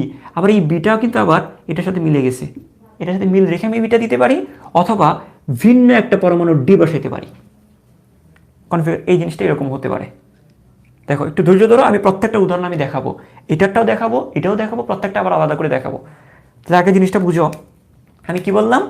একটা জায়গায় যদি এ পরমাণু থাকে, ওই জায়গায় আর এ বসতে পারবে না, ভিন্ন একটা পরমাণু বি বসাইছি আমি। সেম এই কার্বনটার ক্ষেত্রে, এই কার্বনে একটা এ বসছে, ওইখানে তো আর এ বসতে পারে, ওই জায়গায় আর এ বসতে পারবে না, ভিন্ন একটা পরমাণু বি, ওই যে বিটা বসাইছে সেটা আবার ওই বির সাথে মিলে গেছে, মিল রাখতে পারবো। আবার এখানে খেয়াল করো, এখানে একটা এ বসলে ওই জায়গায় আর এ বসতে পারবো না, ভিন্ন একটা পরমাণু বি বসছে। আবার এই কার্বনটা কি, এখানে একটা এ বসছে, ভিন্ন একটা পরমাণু, আমি এটার সাথে মিল না রেখেও আমি ডি দিতে পারবো। মিল তো কখনোই বসবে না, আমি এখানে একটা এ দিছি, এ তো কখনোই বসবে না, ভিন্ন একটা পরমাণু আমি এই বি এর সাথে মিল রেখেও দিতে পারি, ভিন্ন পরমাণুটা অন্য একটা পরমাণু নিতে পারি। বুঝা গেছে? জিনিসটা বুঝতে পেরেছি আমরা? জিনিসটা হচ্ছে সবসময় এটা মাথায় রাখবা, একটা কার্বনে একই রকম জিনিস বসবে না। এই কার্বনটাতে দুইটা এ কখনো বসবে না, দুইটা বি কখনো বসবে না। তো এই কার্বনে একটা এ বসলে একটা বি বসবে, এখানেও একটা এ বসলে একটা ভিন্ন পরমাণু বি ওইটার সাথে মিল রেখে বসাতে পারি। আবার খেয়াল করো, একটাতে এ বসলে একটাতে বি বসবে, আবার একটাতে এ বসলে ওই জায়গাতে এ বসবে না, আমি ওই ভিন্ন একটা পরমাণু বি বসাইলে আমি বি বসাতে পারি, কিন্তু এটা অলরেডি বসায় ফেলছি। তবে আরেকটা ভিন্ন পরমাণু ডি বসালে ওইটা হবে, কিন্তু সেম তো কখনোই হবে না, কিন্তু ভিন্ন হবে। ভিন্নতার ক্ষেত্রে আমার এই ভিন্ন বিটা আবার এটার সাথে মিল রাখতেও পারি, আবার ভিন্ন পরমাণুটা মিল নাও রাখতে পারি। অবশ্যই ভিন্ন হবে, কিন্তু ভিন্নটা ওই আগেরটার সাথে মিলে যাইতেও পারে, নাও মিলতে পারে। ঠিক আছে, আমি প্রত্যেকটা উদাহরণ দিলে আরো ক্লিয়ার হয়ে যাবে। স্যার আর কি রকম হইতে পারে? এখনো কিন্তু একটা জিনিস খেয়াল করো, এখানে কিন্তু এই এর সাথে এর কিন্তু মিল আছে, এখানে একটা পরমাণু নিচ্ছি, এখানে একটা পরমাণু নিচ্ছি, ঠিক আছে না? তাহলে আমরা এইভাবেও নিতে পারি, কখনো তো এক হবেই না, এটা তো আমরা আগে না করে দিছি যে একটা পরমাণুতে দুইটা জিনিস বুঝতে পারবে না একই রকম দুইটা। দেখো তো, দেখো এই কার্বনটার মধ্যে খেয়াল করো, এই যে কার্বনটার সাথে খেয়াল করো, এই কার্বনটার সাথে আমি যে কোনো একটা পরমাণু এ বসাইছি, যে কোনো একটা পরমাণু বি বসাইছি। এখন পরের কার্বনটাতে কি হবে? পরের কার্বনটাতে আমি কি বলবো, আমি আমি একটা পরমাণু বসাবো, ওইটা আমি এর সাথে মিল রেখেও বসাতে পারি, বা যে কোনো একটা পরমাণু আমি কি বসাতে পারি, আমি হ্যাঁ আমি আমি যে কোনো একটা পরমাণু, ভিন্ন একটা পরমাণু ডি বসাইছি। আমি একটা ভিন্ন পরমাণু কি, আমি ভিন্ন পরমাণু ই বসাইছি, সরি ই বসাইছি ধরো। আচ্ছা ইটা কি এখানে আছে? না, এটা এখানে নাই। মানে এক তো বসবেই না, তুমি এগুলোর সাথে না মিল রেখেও বসাতে পারবা। এখানে ই, এখানে একটা ডি। ঠিক আছে, তাহলে আমি তোমাদেরকে এই জিনিসটা বারবার বলতে চাচ্ছি, খেয়াল করো, তুমি যে কোনো একটা পরমাণু এখানে বসাই দিতে পারবা, তবে ওই পরমাণুটা এখানে বসাতে পারবা না। কনফিগারেশনগুলো আপাতত একটু করে বোঝার চেষ্টা করো। আমি যখন পুরো জিনিসটা বুঝিয়ে দিব, আমি যখন তোমাকে পুরো জিনিসটা বুঝাবো, এগুলো একদম ক্লিয়ার, একদম সহজ মনে হবে। স্যার এগুলো কি পড়াচ্ছেন, কিন্তু সহজ, হ্যাঁ আসলেই সহজ। আমাকে আর 5টা মিনিট সময় দাও, এগুলো আরও ক্লিয়ার হয়ে যাবে। দাঁড়াও, খেয়াল করো, এটাই বলতেছি, এখানে যে কোনো একটা পরমাণু এ, যে কোনো একটা পরমাণু বি বসাইতে পারবা, কিন্তু সেম কখনো বসাইতে পারবে না। এ দুইটা বসবে না, বি দুইটা বসবে না, যে কোনো একটা পরমাণু এ, যে কোনো একটা পরমাণু বি। আবার এই কার্বনে যখন বসাবা, তখন যে কোনো একটা পরমাণু এ এটার সাথে মিল রেখে বসাতে পারবা, যে কোনো একটা পরমাণু এ তো আর বসবেই না, তবে অন্য একটা পরমাণু বি যেটা বসাবা, সেটা বি এর সাথে মিল রেখে বসাতে পারবা। বুঝছি? আচ্ছা, তাহলে আমি যে কোনো একটা পরমাণু এ বসবে, যে কোনো একটা পরমাণু বি বসবে। ঠিক আছে, এই কার্বনটার মধ্যে যে কোনো একটা পরমাণু এ তুমি প্রথমটার সাথে মিল রেখে বসাতে পারবা, তুমি যে কোনো একটা পরমাণু বি যেটা বসাতে চাচ্ছ সেটা ভিন্ন বসাতে পারবা, এটার সাথে মিল না রেখেও বসাতে পারবা। এক তো কখনোই হবে না, ভিন্ন ভিন্ন 4 রকম বসাতে পারবো, এটা বোঝাচ্ছি আমি। খেয়াল করো, এখানে যে কোনো একটা এ বসাইছি, যে কোনো একটা বি বসাইছি। এখন তুমি যখন এখানে বসাতে যাবা, এ এর সাথে মিল না রেখেও তুমি এটা বসাবা, তবে ই যেটা বসাইছো এটা দুইটা হবে, ই দুইটা হবে না। আরেকটা যেটা বসাবা সেটাও আরেক রকম হবে। ওই ওই ডি যেটা বসাইছো এগুলোর সাথে মিল না রেখেও বসাতে পারবা এবং ভিন্ন বসাতে পারবা। তো এখানে আমি যেটা বলছি, কম্বিনেশনটা হচ্ছে সবসময় এই জিনিসটা মাথায় রাখবা। এখানে একটা জিনিস সবসময় মাথায় রাখবা, তুমি চাইলে চাইলে নোট করতে পারো, একটি কার্বনে একই রকম দুটি পরমাণু বসবে না, একই রকম দুটি পরমাণু বসবে না, দুটি পরমাণু বসবে না। তাহলে তোমার কিন্তু পুরো জিনিসটা বুঝে যাবা, বসবে না, বসবে না। তাহলে খেয়াল করো, আমরা কি বুঝলাম, একটি কার্বনে একই রকম দুইটা পরমাণু বসবে না। তাহলে দেখো এখানেও কিন্তু বসে নাই, একটা কার্বনে দেখো, এই একটা কার্বনে একই রকম দুইটা বসছে, একটা এ হইলে একটা বি। এই যে একটা কার্বনে একই রকম দুইটা বসছে না, একটা এ হইলে একটা বি, যদিও এই এর সাথে এর মিল আছে, এই বির সাথে মিল আছে, মিল থাকতেই পারে, এটা একটা কম্বিনেশন। আবার দেখো একটি কার্বনে একই রকম দুটি পরমাণু বসবে না, এই একটা কার্বনে একই রকম দুইটা বসছে, একটা এ হইলে একটা বি, বসে নাই। এখানে দেখো এই কার্বনটা কি একই রকম দুইটা বসছে না, একটা এ হইলে একটা ডি। হ্যাঁ, তবে এটা হতে পারে যে এই এর সাথে এর মিল আছে, কিন্তু আরেকটার মিল নাও থাকতে পারে। আবার দেখো, আবার কি একটি কার্বনে একই রকম দুটি পরমাণু বসবে না, দেখো এই কার্বনটা থেকে একই রকম বসছে, একটা এ হইলে একটা বি। আবার দেখো এই কার্বনে একটা ই হইলে আর একটা ডি, একই রকম বসে নাই। আবার এখানে কিন্তু এই দুইটার সাথে এই দুইটার কিন্তু মিল নাই, 4 রকম। আমি এটা বলতে পারি দুইটা মিল হইতে পারে, দুইটা মিল হইতে পারে, অথবা দুইটার মধ্যে এখানে দুইটার মধ্যে একটা মিল হইতে পারে, এখানে দুই রকম, দুই রকম। খেয়াল করো, এখানে দুইটা মিল, এখানে দুইটার কোনোটাই মিল নাই। কম্বিনেশনটা এইভাবে চিন্তা করতে পারো, এখানে দুইটা মিল, এখানে দুইটার কোনোটাই মিল নাই। তো এখানে হচ্ছে কি দুইটার মধ্যে একটা মিল। তবে এই জিনিসটা মাথায় রাখবা, নেভার, এটা কখনোই হবে না একটি কার্বনে একই রকম দুইটা পরমাণু বসবে না। তবে পার্শ্ববর্তী কার্বনে এই দুইটার সাথে এই দুইটার মিল হইতে পারে, অথবা এই দুইটার সাথে এই দুইটার মধ্যে একটার মিল হইতে পারে, অথবা এই দুইটা ভিন্ন ভিন্ন হইতে পারে। কম্বিনেশনটা বুঝছো কিনা আমাকে কমেন্ট করে জানাতে হবে। তো স্যার বুঝছি, কম্বিনেশনটা বুঝো তুমি, মানে আমার এই সত্যটা মানতে হবে, একটি কার্বনে একই রকম দুইটা পরমাণু বসবে না। এখানে দুইটা সেম হইতে পারে, কিন্তু দুইটা কিন্তু একরকম না, এই দুইটা কিন্তু একরকম না। তো এই দুইটা সেম, অথবা দুইটা ভিন্ন। এবং কি হবে, এবং এই দুইটার মধ্যে একটা সেম, এরকম হতে পারে। দুইটা সেম, দুইটা ভিন্ন, দুইটার মধ্যে একটা সেম। তো কম্বিনেশন 3 রকমের হবে, দুইটা ভিন্ন, দুইটা সেম, দুইটা ভিন্ন, দুইটা কি দুইটা ভিন্ন, দুইটা সেম, অথবা দুইটার মধ্যে একটা সেম।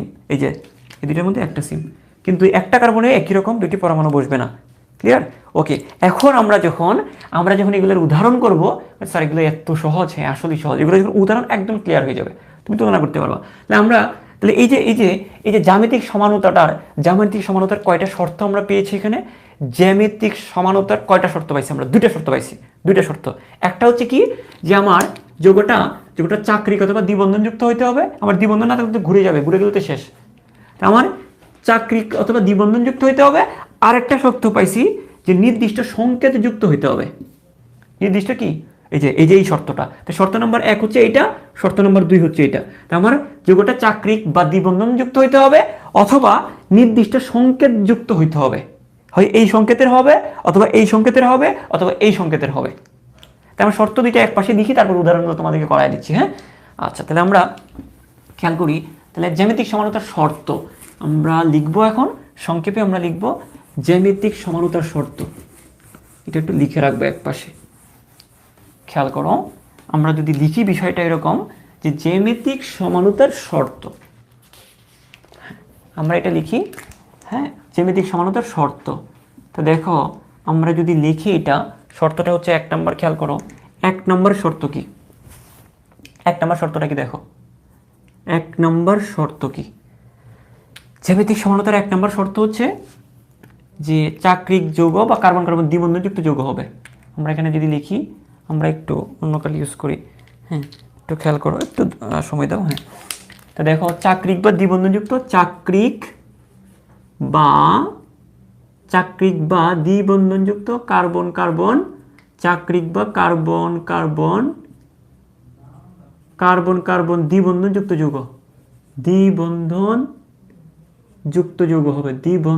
দ্বিবন্ধনযুক্ত যৌগ হবে, যৌগ হতে হবে। এটা হচ্ছে একটা শর্ত। তা চাকরিক বা কার্বন কার্বন দ্বিবন্ধনযুক্ত যৌগ হতে হবে, অথবা 2 নম্বর শর্তটা হচ্ছে, 2 নম্বর শর্তটা আমরা কি পাইছি? নির্দিষ্ট সংকেত যুক্ত হতে হবে। নির্দিষ্ট, আমরা যদি বলি যে নির্দিষ্ট সংকেত যুক্ত হতে হবে। নির্দিষ্ট সংকেত যুক্ত হতে হবে, এই, ঠিক আছে না? এখন দেখো, তাহলে নির্দিষ্ট সংকেত যুক্ত বলতে আমরা এগুলো একটু লিখে ফেলি। স্যার, নির্দিষ্ট সংকেত বলতে আপনি কি বোঝাচ্ছেন? এই যে দেখো, যেমন আমি যদি বলি সাধারণত, যেমন না, আমরা বলি সাধারণত এরকম। কিরকম? সাধারণত এটা আমরা যদি বলি কার্বনে কার্বনের দ্বিবন্ধন আছে, তো আমরা যৌগগুলো এরকম হইতে পারে। একটু আগে যেটা লিখেছি, এ হইতে পারে, একটা এ হইতে একটা বি, এখানে একটা এ হইতে একটা বি। অথবা আমরা বলতে পারি এটা হচ্ছে 1 নম্বর। তারপর আমরা যদি 2 নম্বরে যদি বলি, সেটা এরকম হইতে পারে, কার্বনে কার্বনের দ্বিবন্ধন থাকবে। হ্যাঁ, একটা এ হইলে একটা বি, আর একটা এ হইলে আরেকটা কি ডি হইতে পারে। হ্যাঁ, তারপরে যদি আরেকটা হইতে পারে কি, খেয়াল করো, আরেকটা হইতে পারে এরকম। হ্যাঁ, এই যে দেখো, একটা এ হলে একটা এ, একটা বি, একটা ই, একটা ডি, এরকম হতে পারে। ঠিক আছে? তো এখন আমরা এখন এই জায়গাটা খেয়াল করি। দেখো, আমরা এখন এই জায়গাটা খেয়াল করি। এখন আমরা উদাহরণটা দেখাই। আমরা 1 নম্বর ফরম্যাটে দেখাই। তো যৌগটা চাকরিক বা কার্বন কার্বন দ্বিবন্ধনযুক্ত যৌগ হতে হবে। ওকে, ফাইন, আমরা এটা বুঝছি। এখন আমরা যদি 1 নম্বর ফরম্যাটটাতে যদি আসি, স্যার 1 নম্বর ফরম্যাটটাকে একটু বুঝান। হ্যাঁ, আমরা একটু আগে যেটা করাইছি এটাই 1 নম্বর ফরম্যাট। যেমন দেখো, উদাহরণ ফরম্যাট 1, আমরা যদি বলি যে টাইপ 1, খেয়াল করো, টাইপ 1। দেখো, এই যে কার্বন কার্বন দ্বিবন্ধন প্রথম শর্ত মানছে, কার্বন কার্বন দ্বিবন্ধন প্রথম শর্ত কি মানছে, তাই না? তো একটাতে যদি এ থাকে, খেয়াল করো, এই যে দেখো, একটাতে যদি এ থাকে আর একটাতে কি বি, একটাতে যদি এ থাকে আর একটাতে কি বি। আবার দেখো, এখানে একটাতে এ থাকলে আর একটাতে বি। দেখো তো মিলছে কিনা? দেখো, আমি যদি বলি এটাকে যদি এ ধরি, এটা এ, এটা অন্য একটা পরমাণু বি, এটা যদি এ হয়, এটা অন্য একটা পরমাণু বি। হ্যাঁ, তো এটা কি দেখো, আমি যদি এইভাবে চিন্তা করি, একই পাশে একই পরমাণুগুলো এক পাশে, একই পরমাণুগুলো এক পাশে আছে। তো একই পরমাণুগুলো যদি এক পাশে থাকে, সেটা হচ্ছে সিস সমাণু। কি সমাণু? সেম পাশে যদি থাকে, তো এটাকে আমরা বলবো আমরা সিস সমাণু। ঠিক আছে? আচ্ছা, এখন আমি যদি এরকম হয়, খেয়াল করো, এই যে এই জিনিসটা আমি এখানে লিখতেছি, কার্বনে কার্বনের দ্বিবন্ধন। এই যে দেখো, এই যে এইটাই আমি পুরাটা এখানে লিখতেছি, যে কার্বনে কার্বনের দ্বিবন্ধন, একটা হাইড্রোজেন আছে এখানে, একটা হাইড্রোজেন আছে এখানে, একটা ক্লোরিন আছে এখানে, একটা তারপরে ক্লোরিনটা উপরে উঠে যাবে, একটা ক্লোরিন আছে এখানে, একটা হাইড্রোজেন আছে এখানে। জাস্ট আমি কি করলাম, কিচ্ছু চেঞ্জ করি নাই, জাস্ট কি করলাম, এখানে যা আছে এখানে কিন্তু তাই আছে, জাস্ট আমি এই জায়গাটাকে, হাইড্রোজেন উপরে ছিল, আমি হাইড্রোজেনটাকে নিচে নিয়ে আসছি, আর কিছু করি নাই। তাহলে আমরা কি পাইলাম এখানে, দেখো তো ফরম্যাট কিন্তু একই আছে, ফরম্যাট কিন্তু একই, যে দেখো এই কার্বনটার সাথে একটা এ আর একটা ভিন্ন পরমাণু বি, তারপরে এই কার্বনটার সাথে একটা এ, এখানে যাকে আমি এ ধরছি এখানে তার সেটাকে তো এই ধরবো আমি, হাইড্রোজেনকে যদি এ ধরি এটা হচ্ছে এ আর এটাকে বি। তা আমার কোন ফরম্যাটে আসছে, এটা type 1, A B A B A B A B. কিন্তু সমানটা কি হয়েছে, আমরা একই দিকে, হ্যাঁ একই পরমাণুগুলো এক পাশে আছে, আমি পাশ কিন্তু এইভাবে চিন্তা করবো না, পাশটা কিন্তু উপরে নিচে এভাবে চিন্তা করবো। তাহলে হাইড্রোজেন দুটো একই পাশে আছে, এটা হচ্ছে সিস সমাণু, ঠিক আছে। এখানে হাইড্রোজেন দুটো কি আছে, মানে একই পরমাণুগুলো বিপরীত পাশে আছে, সুতরাং এটা হচ্ছে ট্রান্স সমাণু। এটা কি ট্রান্স সমাণু। এখন বলতে পারো স্যার এটার নাম কি, এটার ইউপেক নাম কি হবে, দেখো ইউপেক নামটা এভাবে দিতে পারি, সেটা হচ্ছে এরকম, এটা কার্বন কার্বন কি দ্বিবন্ধন না, কার্বনে কার্বনে দ্বিবন্ধন, এটা হাইড্রোজেন এটা হাইড্রোজেন, তা কার্বনে কার্বন দ্বিবন্ধন, কার্বন দুইটা না, কার্বন দুই হলে কি হয়, কার্বন দুই হলে ইথ, আমরা একটু ইউপেক নামটা দিই। আমরা কিন্তু সমান কিন্তু শেষ, সিস ট্রান্স বুঝে গেছি কিন্তু। তাই কার্বন কার্বন কি বন্ধন, কার্বন কয়টা এখানে, দুইটা কার্বন, এই যে দুইটা ইথ, ইথ দ্বিবন্ধন আসে যেহেতু, তাহলে আমরা কি বলবো ইথিন, কার্বন দুইটা তাই ইথ, দ্বিবন্ধন আছে তাই ইন, ইথিন। কিন্তু এখানে কি যুক্ত আছে তার খেয়াল করো, এটাকে যদি আমি 1 নম্বর ধরি, এটাকে যদি আমার 2 নম্বর ধরি, তাহলে 1 নম্বরে একটা ক্লোরিন আছে, 2 নম্বরে একটা ক্লোরিন আছে, হাইড্রোজেনকে তো ধরতে হয় না, তাহলে 1 নম্বরে একটা ক্লোরিন, 2 নম্বরে একটা ক্লোরিন, তাহলে আমরা কি বলবো 1,2 ডাইক্লোরো, 1,2 কি ক্লোরো, ডাইক্লোরো ইথিন। তো এটা কেমন 1,2 ডাইক্লোরো ইথিন, এটা সিস, আমার সামনে একটা সিস বসাই দিব, cis 1,2 dichloro ethene, cis 1,2 dichloro ethene. এটাও সেম, এটাও সেম, কার্বন দুইটাতেই ইথ, কার্বন দুইটাতে ইথ, দ্বিবন্ধন আছে তাই কি ইন, ইথিন। তার 1 নম্বর, এটাকে যদি 1 নম্বর ধরি, এটাকে যদি 2 নম্বর ধরি, তাহলে 1 নম্বরে একটা ক্লোরিন, 2 নম্বরে একটা ক্লোরিন, তাহলে কি হবে 1,2 ডাইক্লোরো, ডাইক্লোরো ইথিন। এটা কি সামনে একটা ট্রান্স বসাই দিব, ট্রান্স। তো পুরো নামটা কি হবে, এটা হচ্ছে সিস 1,2 ডাইক্লোরো ইথিন, এটা হচ্ছে ট্রান্স 1,2 ডাইক্লোরো ইথিন, এটা হচ্ছে সিস 1,2 ডাইক্লোরো ইথিন, এটা হচ্ছে ট্রান্স 1,2 ডাইক্লোরো ইথিন। এই যে, তাহলে এটা হচ্ছে সিস সমাণু, এটা সিস সমাণু, এটা হচ্ছে ট্রান্স সমাণু। টাইপ কোনটা, টাইপ 1, ঠিক আছে। আশা করি তোমরা এতটুকু জিনিস আমাদের ক্লিয়ার। আচ্ছা এখন যদি আমি এটা মুছে দিই, টাইপ 2টা যদি করাই, খেয়াল করো টাইপ 2 যদি করাই, দেখো তাহলে তোমাদের জিনিসটা আরও একটু ক্লিয়ার হয়ে যাবে। আমি টাইপ 2টা একটু করাচ্ছি, দেখো আমি যদি টাইপ 2টা করাতে যাই তাহলে জিনিসটা হচ্ছে এরকম। টাইপ 2টা হচ্ছে, দেখো আমি এখানে লিখে দিই, এটা যদি আমি লিখি এখানে টাইপ 2, আচ্ছা একটু দেখো আমি যদি একটু লিখি, সেটা হচ্ছে এরকম যে কার্বনে কার্বনের দ্বিবন্ধন তো একটা থাকবেই, কার্বনে কার্বনের দ্বিবন্ধন তো একটা থাকবেই, হ্যাঁ। তো এখানে ধরো একটা এ আছে, আমি যদি বলি যে এখানে একটা এ আছে হাইড্রোজেন, এখানে একটা ক্লোরিন, এখানে একটা হাইড্রোজেন, এখানে আমরা অন্য একটা দিলাম, ধরো এখানে আমি অন্য একটা পরমাণু দিলাম, ধরো এখানে আমি ব্রোমিন দিছি, ঠিক আছে। এখানে আমি কি দিছি, ব্রোমিন দিছি। তো জিনিসটা কি দাঁড়াইলো, জিনিসটা দাঁড়াইলো হচ্ছে, দেখো আমি এখানে একটা যে কোনো একটা পরমাণু এ, এটা ভিন্ন একটা পরমাণু বি, ঠিক আছে, এ বি। আমি এখানে যদি একটা এ, এটাকে যেহেতু এখানে এ ধরছি, এই হাইড্রোজেনকে যেহেতু এ ধরলাম, এটাও তাহলে এ হবে। এখানে যেহেতু ক্লোরিনকে যেহেতু বি ধরে ফেলছি, ব্রোমিনকে কি বি ধরবো না, তাহলে এটাকে আমি ডি ধরতেছি। তাহলে দেখো এ বি এ ডি, এই যে এ বি এ ডি। তো এটা দেখো, এটা কিন্তু একই পরমাণুগুলো কিন্তু এক পাশে আছে, একই পরমাণুগুলো কি হাইড্রোজেন এক পাশে আছে, তাই এটাকে আমরা বলবো সিস। এটাকে আমরা কি বলবো, এটাকে বলবো আমরা সিস, এটাকে আমরা বলবো সিস সমাণু, ঠিক আছে। আর খেয়াল করো এই যে কার্বন কার্বন দ্বিবন্ধন, ঠিক আছে। তো আমি জাস্ট এটাকে একটু চেঞ্জ করবো, জাস্ট চেঞ্জ করবো, তো এটাকে এখানে নিব, এটাকে এখানে নিব, আর বাকি সব ঠিক থাকবে। এখানে হাইড্রোজেন আছে, এখানে ক্লোরিন থাকবে। এখানে কি করব আমরা, এখানে ওই ক্লোরিন ব্রোমিনটা উপরে যাবে, ব্রোমিনটা উপরে যাবে, আর হাইড্রোজেনটা নিচে যাবে,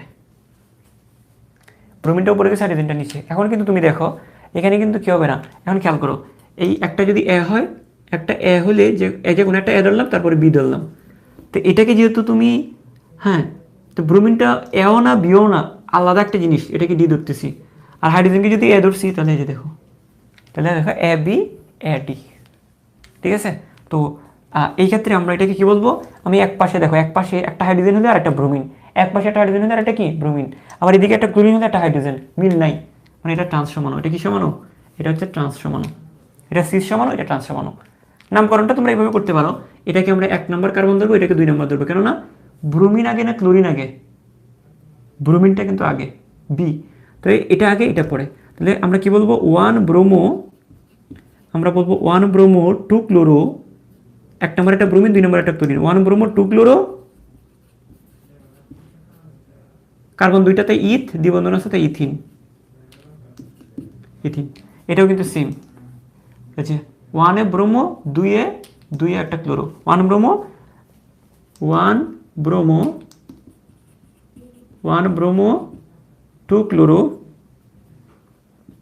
2 ক্লোরো, 1 ব্রোমো 2 ক্লোরো কি হবে, ইথিন। আচ্ছা, তাহলে এটা কিন্তু সিস, এটা সিস, এটা ট্রান্স। ঠিক আছে, আশা করি তোমরা এই জিনিসটা বুঝতে পেরেছো। এখন আমি তোমাকে একটা সহজ করে বলি, একটা কার্বনে, ওই যে একটা লাইন লিখে দিয়েছিলাম না পাশে, একটা কার্বনে যদি একই রকম পরমাণু না থাকে তাহলে সেটা হবে। যদি এখানে দ্বিবন্ধন থাকে আর একটা কার্বনে দুইটা পরমাণু যদি মিল না হয়, এইভাবে তুমি এতগুলো যদি মনে নাও থাকে, তুমি এইভাবে চিন্তা করো, এটা দ্বিবন্ধন থাকে যদি, আর একটা কার্বনে দুইটা পরমাণু যদি মিল না থাকে তাহলেই হবে। তো এই কার্বনে দুইটা দুই রকম, এই কার্বনে যদি দুইটা দুই রকম থাকে, একই কার্বনে একটি কার্বনে যদি একই রকম পরমাণু না থাকে তাহলেই হবে। তাহলে এইভাবে চিন্তা করতে পারো তোমরা। আমি লাস্টেরটা একটু করে তাড়াতাড়ি করে দেখা দিচ্ছি। আর এটা হচ্ছে টাইপ 3। আমরা এখন পড়বো কি, টাইপ 3। আমরা পড়বো হচ্ছে আমরা পড়বো এখন টাইপ 3।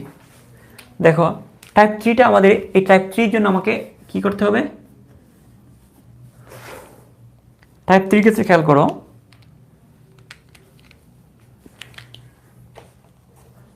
একটু দেখো, আমি আগে উদাহরণটা নেই, তারপর এটার জন্য ধরো এখানে একটা কি আছে, আমি যদি নিই, যদি এখানে একটা কার্বন আছে, এখানে একটা কার্বন আছে, তো ধরো এখানে একটা হাইড্রোজেন আছে, আমি যদি নিই যে ধরো এখানে একটা হাইড্রোজেন আছে, এখানে একটা হাইড্রোজেন আছে, এবং ধরো এখানে একটা ক্লোরিন আছে, ক্লোরিন আছে, ওকে, ঠিক আছে। ধরো এখানে একটা কি আছে, ধরো এখানে একটা OCH3 আছে, আর ধরো এখানে একটা CH3 আছে, ঠিক আছে। এখন খেয়াল করো, এখন এটা আসলে তোমাদের টাইপ 3টা আসলে তোমাদের বইয়ে ওই রকম তোমাদের সিলেবাসের অন্তর্ভুক্ত এতটা না। তারপরে বিভিন্ন ভার্সিটি অ্যাডমিশনে দিতে যাও, ভার্সিটি অ্যাডমিশন পরীক্ষা দিতে গেলে তখন আমাদের একটু করে লাগবে। তো তোমাদের সিলেবাসের মধ্যে ভার্সিটিতে যতটুকু লাগবে, ভার্সিটি পরীক্ষা দিতে গেলে, অ্যাডমিশন বা মেডিকেল বা বুয়েটের পরীক্ষা দিতে গেলে যতটুকু সেটা বলতেছি। দেখো, এটা হচ্ছে এরকম, দেখো এখানে কিন্তু 4 রকম। এখানে একটা যদি, এটাকে যদি আমরা এ ধরি, এটাকে কিন্তু আমরা বি ধরতেছি, এখানে যে কোনো একটা, এটা বি, এটা কিন্তু এ আর বির সাথে কোনোটার সাথে মিলে না, তো এটাকে আমরা ধরবো ই, অন্য একটা। আর এখানে আরেকটা, এটাকে আমরা ধরবো ডি, এটা এর সাথে কারোর সাথে মিলে না। এখানে 4 রকম। তো এখন বলতে পারো যে স্যার, তাহলে এটাকে আমরা সিসি কীভাবে বুঝবো আর ট্রান্সি কীভাবে বুঝবো? ঠিক আছে, সেটার জন্য ওই সিস ট্রান্স, এই ক্ষেত্রে সিস ট্রান্স বোঝার জন্য আমাকে একটা জিনিস মাথায় রাখতে হবে, একটা লাইন আমার মনে রাখতে হবে। তোমাদেরকে যেমন বলছিলাম না, আগেরগুলোর ক্ষেত্রে কি বলছিলাম, এগুলোর ক্ষেত্রে বলছিলাম যে একই পরমাণুগুলো যদি, হ্যাঁ, দুটি সদৃশ পরমাণু একসাথে থাকলে, এই দুইটার জন্য নিয়ম কি ছিল, দুটি সদৃশ পরমাণুটি লিখে রাখো, লিখো দুটি সদৃশ পরমাণু এক পাশে থাকলে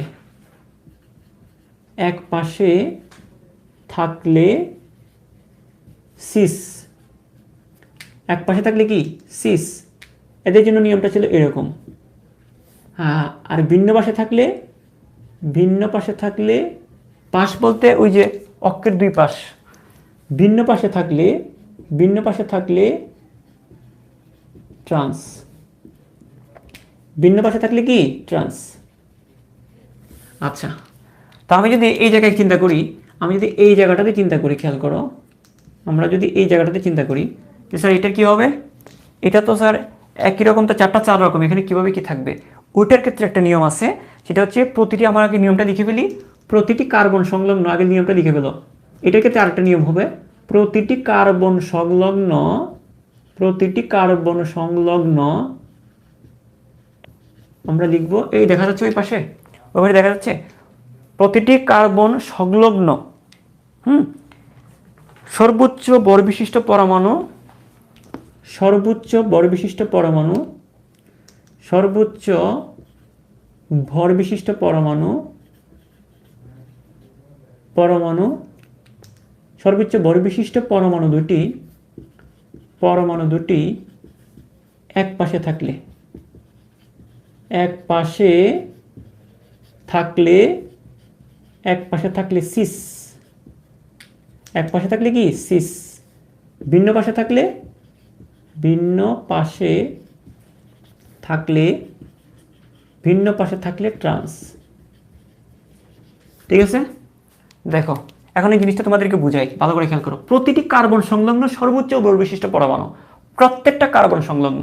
তাহলে খেয়াল করো, এটা একটা কার্বন, এটা একটা কার্বন, তাহলে এই কার্বন সংলগ্ন পরমাণু, এই প্রতিটি কার্বন সংলগ্ন সর্বোচ্চ পরমাণু, সর্বোচ্চ ভরবিশিষ্ট পরমাণু এক পাশে থাকলে, প্রতিটি কার্বন সংলগ্ন সর্বোচ্চ ভরবিশিষ্ট পরমাণু দুটি এক পাশে থাকলে সিস, ভিন্ন পাশে থাকলে ট্রান্স। এই কথাটার মানে কি?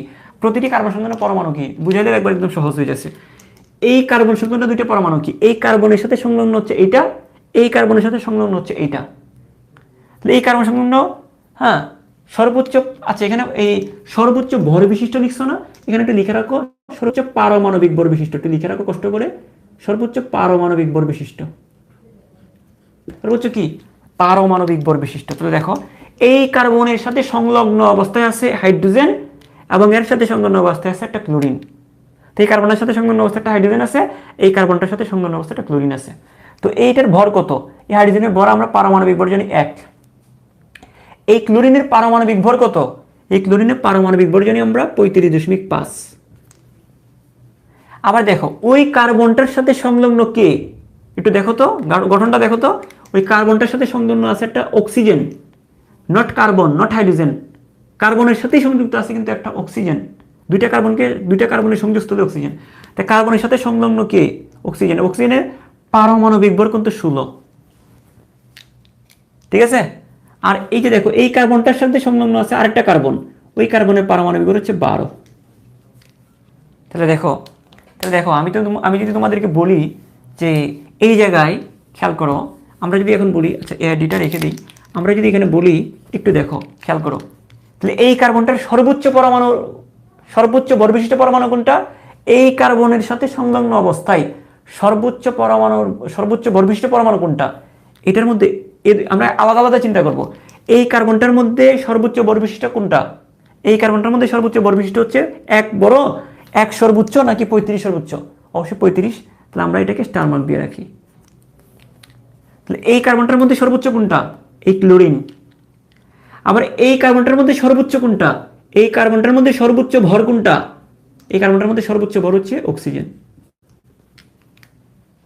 কারণ এটার 12, এটার 16, এটার 12, এটার কি 16। দেখো তো এই 12 আর 16-র মধ্যে বড় কোনটা? সর্বোচ্চ হচ্ছে অক্সিজেন 16, আর 1 আর 35-এর মধ্যে বড় হচ্ছে এটা। এখন দেখো আমি কি বলছিলাম, যদি একই পাশে থাকে তাহলে হবে সিস, ভিন্ন পাশে থাকলে ট্রান্স। এখন আমি যদি চিন্তা করি এইভাবে, সর্বোচ্চ পরমাণু একই দিকে আছে, এটা সর্বোচ্চ ভরবিশিষ্ট পরমাণু এটা এইদিকে আর একটা অন্যদিকে, তাহলে আমার সর্বোচ্চ ভরবিশিষ্ট পরমাণু দুটো একদিকে নাই।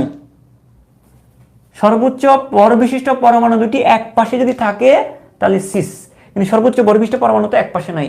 সর্বোচ্চ ভরবিশিষ্ট পরমাণুর মধ্যে একটা এইদিকে আর একটা ওইদিকে, তাই এটাকে আমরা কি বলবো? এটাকে বলবো আমরা ট্রান্স। এটাকে আমরা বলবো ট্রান্স সমাণু। ঠিক আছে, ট্রান্স সমাণু, এটাকে আমরা বলবো ট্রান্স সমাণু। ঠিক আছে, এখন আমি যদি একটু খেয়াল করি, আচ্ছা আমার একটু দাঁড়াও, আমার লুঙ্গিটা আসলে খুলে গেছে, একটু টাইট করে নিই, তো ঘামতেছি তো এই জন্যে। হ্যাঁ খেয়াল করো এদিকে দেখো, এখন আমি যদি এইভাবে চিন্তা করি, এই খেয়াল করো এই কার্বন কার্বন দ্বিবন্ধন, হ্যাঁ কার্বন কার্বন দ্বিবন্ধন। দেখো এখন কথা হচ্ছে এই জিনিসটা আমি আবার এখানে লিখতেছি, এটা হাইড্রোজেন উপরে, খেয়াল করো এই যে হাইড্রোজেনটা হচ্ছে উপরে, এই ক্লোরিনটা হচ্ছে এই মানে এটাই আমি এখানে লিখছি, জাস্ট এই জায়গাটা একটু চেঞ্জ করে দিচ্ছি, এখানে সিএসটিটা একটু উপরে দিচ্ছি আর ও সিএসটিটা একটু নিচে দিচ্ছি।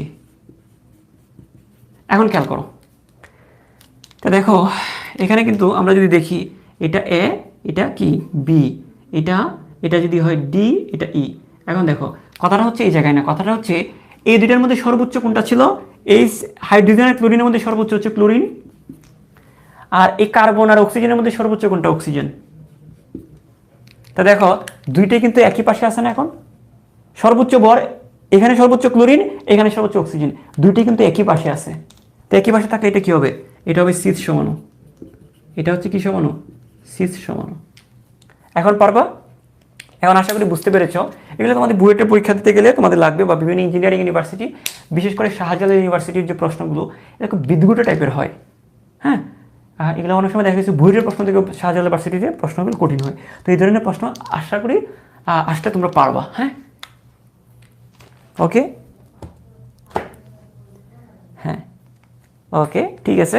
আমরা তাহলে নেক্সট আমরা মুভ করি। হ্যাঁ, আমরা মুভ করি। এখন আমরা আসলে আমাদের ক্লাস টাইমটা কতক্ষণ হচ্ছে একটু দেখে নেই, আমি একটু দেখি, সেটা হচ্ছে আমাদের আসলে 1 ঘন্টা পার হয়ে গেছে। আমি আজকে আরেকটু, তাহলে আমরা জিনিসটা হচ্ছে দেখো, তা আমরা একটা পাচ্ছি সিস সমাণু, আরটা হচ্ছে ট্রান্স সমাণু।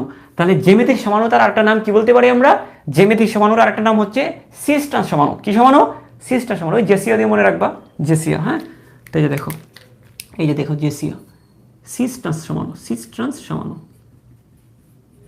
হ্যাঁ, এই যে সিস ট্রান্স সমাণু, তো এটার আরেকটা নাম কি, সিস ট্রান্স সমাণু। ঠিক আছে, এখন এই সিস ট্রান্স সমাণুর মধ্যে এই যে দেখো এই সমাণু এবং এই সমাণুর মধ্যে কিছু পার্থক্য আছে, মনে রাখবো। এটা সিস সমাণু না, এটা কি, এটা সিস সমাণু না, এটা ট্রান্স সমাণু। সিস এবং ট্রান্সের মধ্যে অলওয়েজ কিছু না কিছু ভৌত ধর্মের কিছু পার্থক্য আছে। শুধু ওই যে উপরে নিচে যে পার্থক্য এটাও না, তাদের ভৌত ধর্মের কিছু পার্থক্য আছে। সেই জিনিসগুলো আমরা মনে রাখবো, সেই জিনিসগুলো পড়েই আজকে ক্লাসটা আমরা শেষ করবো। ঠিক আছে, যে সিস সমাণু এবং ট্রান্স সমাণু আগামী ক্লাস হয়তো আমরা আলোক সমাণুতাটা পড়বো, এক ক্লাসে আলোক সমাণুতা শেষ করে দিব। আজকে আলোক সমাণুতা ধরলে পুরোটা শেষ করা যাবে না, তো যাই হোক আগামী ক্লাসে আলোক সমাণু ধরবো। কিন্তু এই জায়গাটা তোমাদেরকে একটু বুঝতে হবে, জিনিসটা হচ্ছে যেটাকে আমরা সিস ট্রান্স সমাণু বলতে পারি। এখন ওই যে সিস সমাণুর যে ভৌত বৈশিষ্ট্য আর ট্রান্স সমাণুর যে ভৌত বৈশিষ্ট্যের মধ্যে কিছুটা পার্থক্য থাকবে, ওই পার্থক্যগুলো আমরা পড়বো। এবং মেডিকেল ভর্তি পরীক্ষায় এইখান থেকে প্রচুর প্রশ্ন আসে, নিচের কোনটি সিস সমাণুর বৈশিষ্ট্য, নিচের কোনটি ট্রান্স সমাণুর বৈশিষ্ট্য, নিচের কোনটি সিস সমাণুর বৈশিষ্ট্য এবং নিচের কোনটি ট্রান্স সমাণুর বৈশিষ্ট্য। দেখো কিভাবে মনে রাখবে, একটু খেয়াল করো, একটু মনোযোগী হও। হ্যাঁ, ভালো হয়েছে, ইউটিউবে হাহারি এক নাই, খুব ভালো হয়েছে, নাহলে তো বন্যা বয়ে যেত আজকে। আর তোরা যদি আমার সামনে থাকতে তাহলে তো পুরো বেউজ্জত করে দিতি। যাই হোক, নিচের দিকে কি হচ্ছে দেখতেছিস না? আচ্ছা দেখ, আচ্ছা খেয়াল কর। এখন আমি যেটা বলতেছি সেটা হচ্ছে, যেটা আমি বলতেছি একটু খেয়াল করো, মানে সিস সমাণুর বৈশিষ্ট্য এবং ট্রান্স সমাণুর বৈশিষ্ট্য একটু আমি একটা স্টোরি দিয়ে মনে রাখি, তাহলে আমাদের জন্য সুবিধা হবে। সিস দিয়ে আমরা কি মনে রাখি, সিস দিয়ে আমরা মনে রাখবো সিস মানে জেসিয়া।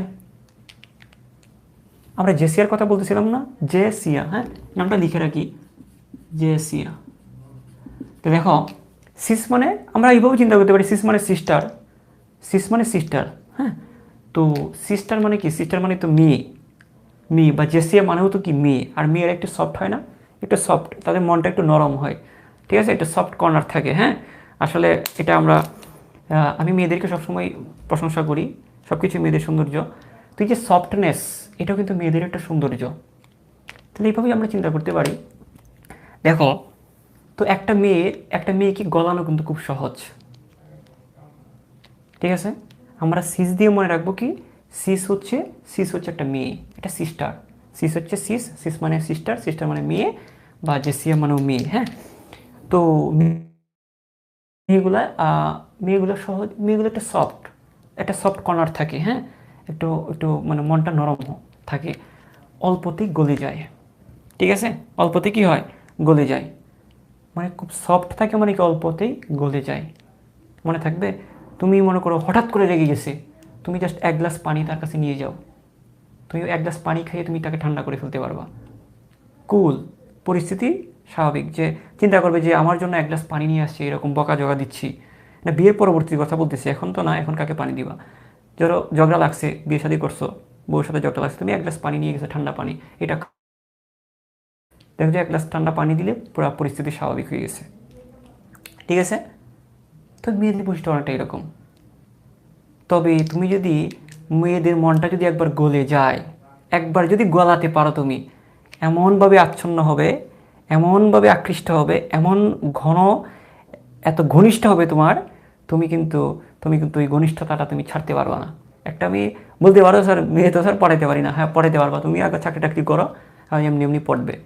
তো তুমি যদি একবার একবার যদি মনটা গলাইতে পারো, এতটাই ঘনিষ্ঠ হবে, এতটাই ঘনিষ্ঠ হবে, এতটাই ঘনিষ্ঠ হবে যে তুমি সহজে কী করতে পারবে না, ছাড়তে পারবা না। ঠিক আছে? তো আমরা এই যে জিনিসগুলো, এটা দিয়ে আমরা কিন্তু সিসের বৈশিষ্ট্যগুলো মনে রাখতে পারি। 1 নম্বর কথা আমি কি বলছি, আমরা সিসের বৈশিষ্ট্যগুলো পড়বো, আমাদের ট্রান্স বৈশিষ্ট্যগুলো অপোজিট হবে। কী হবে? অপোজিট হবে। তো দেখো খেয়াল করো, সিস সমানো, দেখো সিস সমানোর বৈশিষ্ট্য, সিস সমানোর কি বৈশিষ্ট্য, আমরা সিস সমানোর বৈশিষ্ট্যগুলো পড়বো। আমরা সিস সমানোর বৈশিষ্ট্য পড়বো। দেখো আমরা যদি কি পড়বো, সিস সমানোর বৈশিষ্ট্য, দেখো সিস সমানোর বৈশিষ্ট্য। তো একটু খেয়াল করো, প্রথম কথা আমি কি বলছি, যে ওরা অনেক সফট হয়। হ্যাঁ, সিস্টাররা কি হয়, অনেক সফট। হ্যাঁ, সফট হয়, মেয়েরা সফট হয়। তাহলে 1 নম্বর হচ্ছে সফটনেস হওয়া মানে কি, এদের গলনাঙ্কটা কম, মানে কম তাপমাত্রায় গলে যায়, অল্প তাপে গলে যায়। তাহলে কি সফট মানে কি, গলনাঙ্ক কম, এদের গলনাঙ্ক কম, এদের গলনাঙ্ক এদের গলনাঙ্ক কম, এদের কি কম, এদের গলনাঙ্ক কম। আর আমি বলছিলাম না, এদের মনটা সহজে গলে যায়, মানে কম তাপমাত্রায় গলে যায়। আর তুমি পানি খাওয়াইলেও পানির সাথে দেখবে যে আন্তরিকতা বেড়ে গেছে, মানে পানিতে দ্রাব্যতা বেশি। পানিতে কি হয়, পানিতে দ্রাব্যতা বেশি। তুমি 1 গ্লাস পানি আগায় নিয়ে যাবা, দেখবে যে পরিস্থিতি স্বাভাবিক, পানিতে দ্রাব্যতা বেশি, পানিতে দ্রাব্যতা বেশি। ঠিক আছে? তারপর আমি তোমাদেরকে যেটা বলতে চাইছিলাম সেটা হচ্ছে, হ্যাঁ আচ্ছা আমাকে এটা বলো, গলনাঙ্ক কম মানে কি, সফট মানে কি, মেয়েরা সফট, জাস্ট এটা মনে রাখো। সফট হইলে কি হয়, সফট হইলে কি ভেঙে যাবে নাকি ভাঙবে না, এটা বলো। সফট হইলে সহজে ভেঙে যায়। হ্যাঁ, মেয়েরা অল্পতেই কেঁদে দেয়, কিন্তু ছেলেরা যদিও কাঁদে না, কাঁদে নীরবে কাঁদে, ভিতরে ভিতরে কাঁদে, আসলেই কাঁদে না। যাই হোক, অন্যদিকে না যেতে, আমি যেটা বলতেছি, মেয়েরা অল্পতেই ভেঙে যায়, এই জন্য সাপোর্ট দিবা, নট ফিজিক্যালি, মেন্টালি। দেখো সফট যেহেতু এটা সহজে ভেঙে যাবে, যদি ভেঙে যাওয়া মানে কি, স্থিতিশীলতা কম, সুস্থিতিটা কম। ভেঙে যাওয়া মানে কি, সফট মানে নরম, নরম মানে ভেঙে যায়, আর ভেঙে যায় মানে কি, স্থির কম, স্থিতিশীলতা কম, সুস্থিতিটা কম। যদি না ভাঙতো তাহলে আমরা স্থিতিশীলতা বেশি, তাহলে ভেঙে যায় যেহেতু আমরা বলতে পারি সুস্থিতি। হ্যাঁ, এদের সুস্থিতি কম, এদের কি কম, এদের সুস্থিতি কম। ঠিক আছে, আমরা বলতে পারি এদের সুস্থিতি কম। আমরা কি বলতে পারি, হ্যাঁ আমরা বলতে পারি এদের সুস্থিতি কম, এদের সুস্থিতি কম। সুস্থিতি কম মানে কি, মানে এরা স্থির থাকে না, এরা অল্পতেই মনটা ভেঙে যায়, তাই আঘাত দিবা না কোনো মেয়েকে। হ্যাঁ, দেখো তুমি যদি বিবাহিত হও, তোমার বউকেও দিবা না এটা আঘাত। দেখো এদের সুস্থিতি কম মানে ভেঙে যায়, সুস্থিতি কম। আচ্ছা, সুস্থিতি কম যদি বেশি হয়, অভ্যন্তরীণ শক্তি কিন্তু বেশি। সুস্থিতি কম, একটা জিনিস চিন্তা করো, একজনের ভিতরে যদি শক্তি বেশি থাকে তো সহজে ভেঙে যাবে না। মেয়েরা একটু দেমাগি হয় না, সহজে ভেঙে যায়, ঠিক আছে, কিন্তু রাগটাও কিন্তু অনেক বেশি, ভিতরে কিন্তু শক্তি ফুসলাই। এখান থেকে তোমার সাথে যদি আশেপাশে দেখছো, তো বিয়ের সাথে করার দরকার নাই, নাটকের মধ্যে তো দেখছো। হ্যাঁ, অনেক সময় আত্মীয় স্বজনের মধ্যে যদি কাপলদের মধ্যে ঝগড়া হয়তো দেখো, তো মেয়েদের মধ্যে একটা শক্তি বা এনার্জিটাও বেশি, রাগটা বেশি। হ্যাঁ, তাহলে যার সুস্থিতি কম, মনে রাখবা পৃথিবীতে যত পদার্থ, যার সুস্থিতি কম তার মধ্যে শক্তি বেশি। শক্তি বেশি হলে তো ভেঙে যায়। বেশি রাগ দেখে, প্রচণ্ড রাগ দেখাকে তোমার সাথে, প্রচুর রাগ দেখাবে, পরক্ষণে দেখতেছে কান্নায় ভেঙে পড়েছে। হ্যাঁ, তোমার সাথে খুব চিল্লাচিল্লি করবে, একটু পরে দেখতেছে কান্না করতেছে। তো এটাই হচ্ছে, যার সুস্থিতিটা কম তার অভ্যন্তরীণ শক্তিটা একটু বেশি।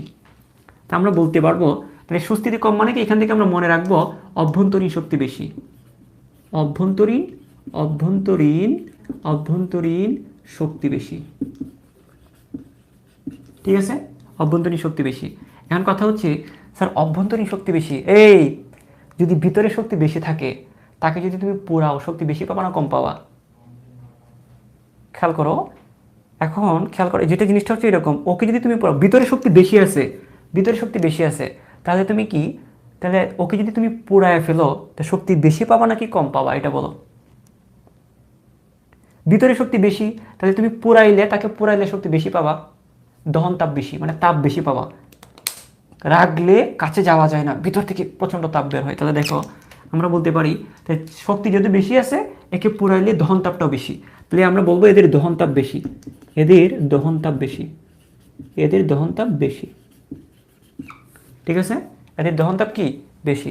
তাহলে এইগুলো হবে সব কঠিন অবস্থায়। কোন অবস্থায়? এটা কঠিন অবস্থা, মোটামুটি এদের কঠিন অবস্থায়। এটা আমরা মনে রাখবো কঠিন অবস্থায়। এটা কোন অবস্থায়? কঠিন অবস্থায়। দেখো কঠিন অবস্থায় এদের গলনাঙ্কটা কম। এই একটা গলে কি তরল জিনিস কি কোনো গলে? গলে কি কঠিন জিনিস গলে? তাহলে কঠিন অবস্থায় এদের গলনাঙ্ক কম। তরল অবস্থায় কি জিনিস, তরল জিনিস তার গলে না, গলে কোনটা? অবশ্যই কঠিন জিনিস গলে।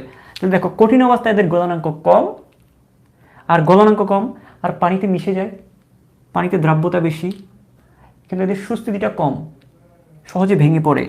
সুস্থিতি কম, কিন্তু এদের ভিতরে শক্তি বেশি, অভ্যন্তরীণ শক্তি বেশি। এদেরকে পোড়াইলে তাপ, সরি মজা বলতেছি, ওদেরকে পোড়াইলে খারাপ লাগে যদিও, পোড়াইলে শক্তি বেশি পাবা, দহন তাপ বেশি।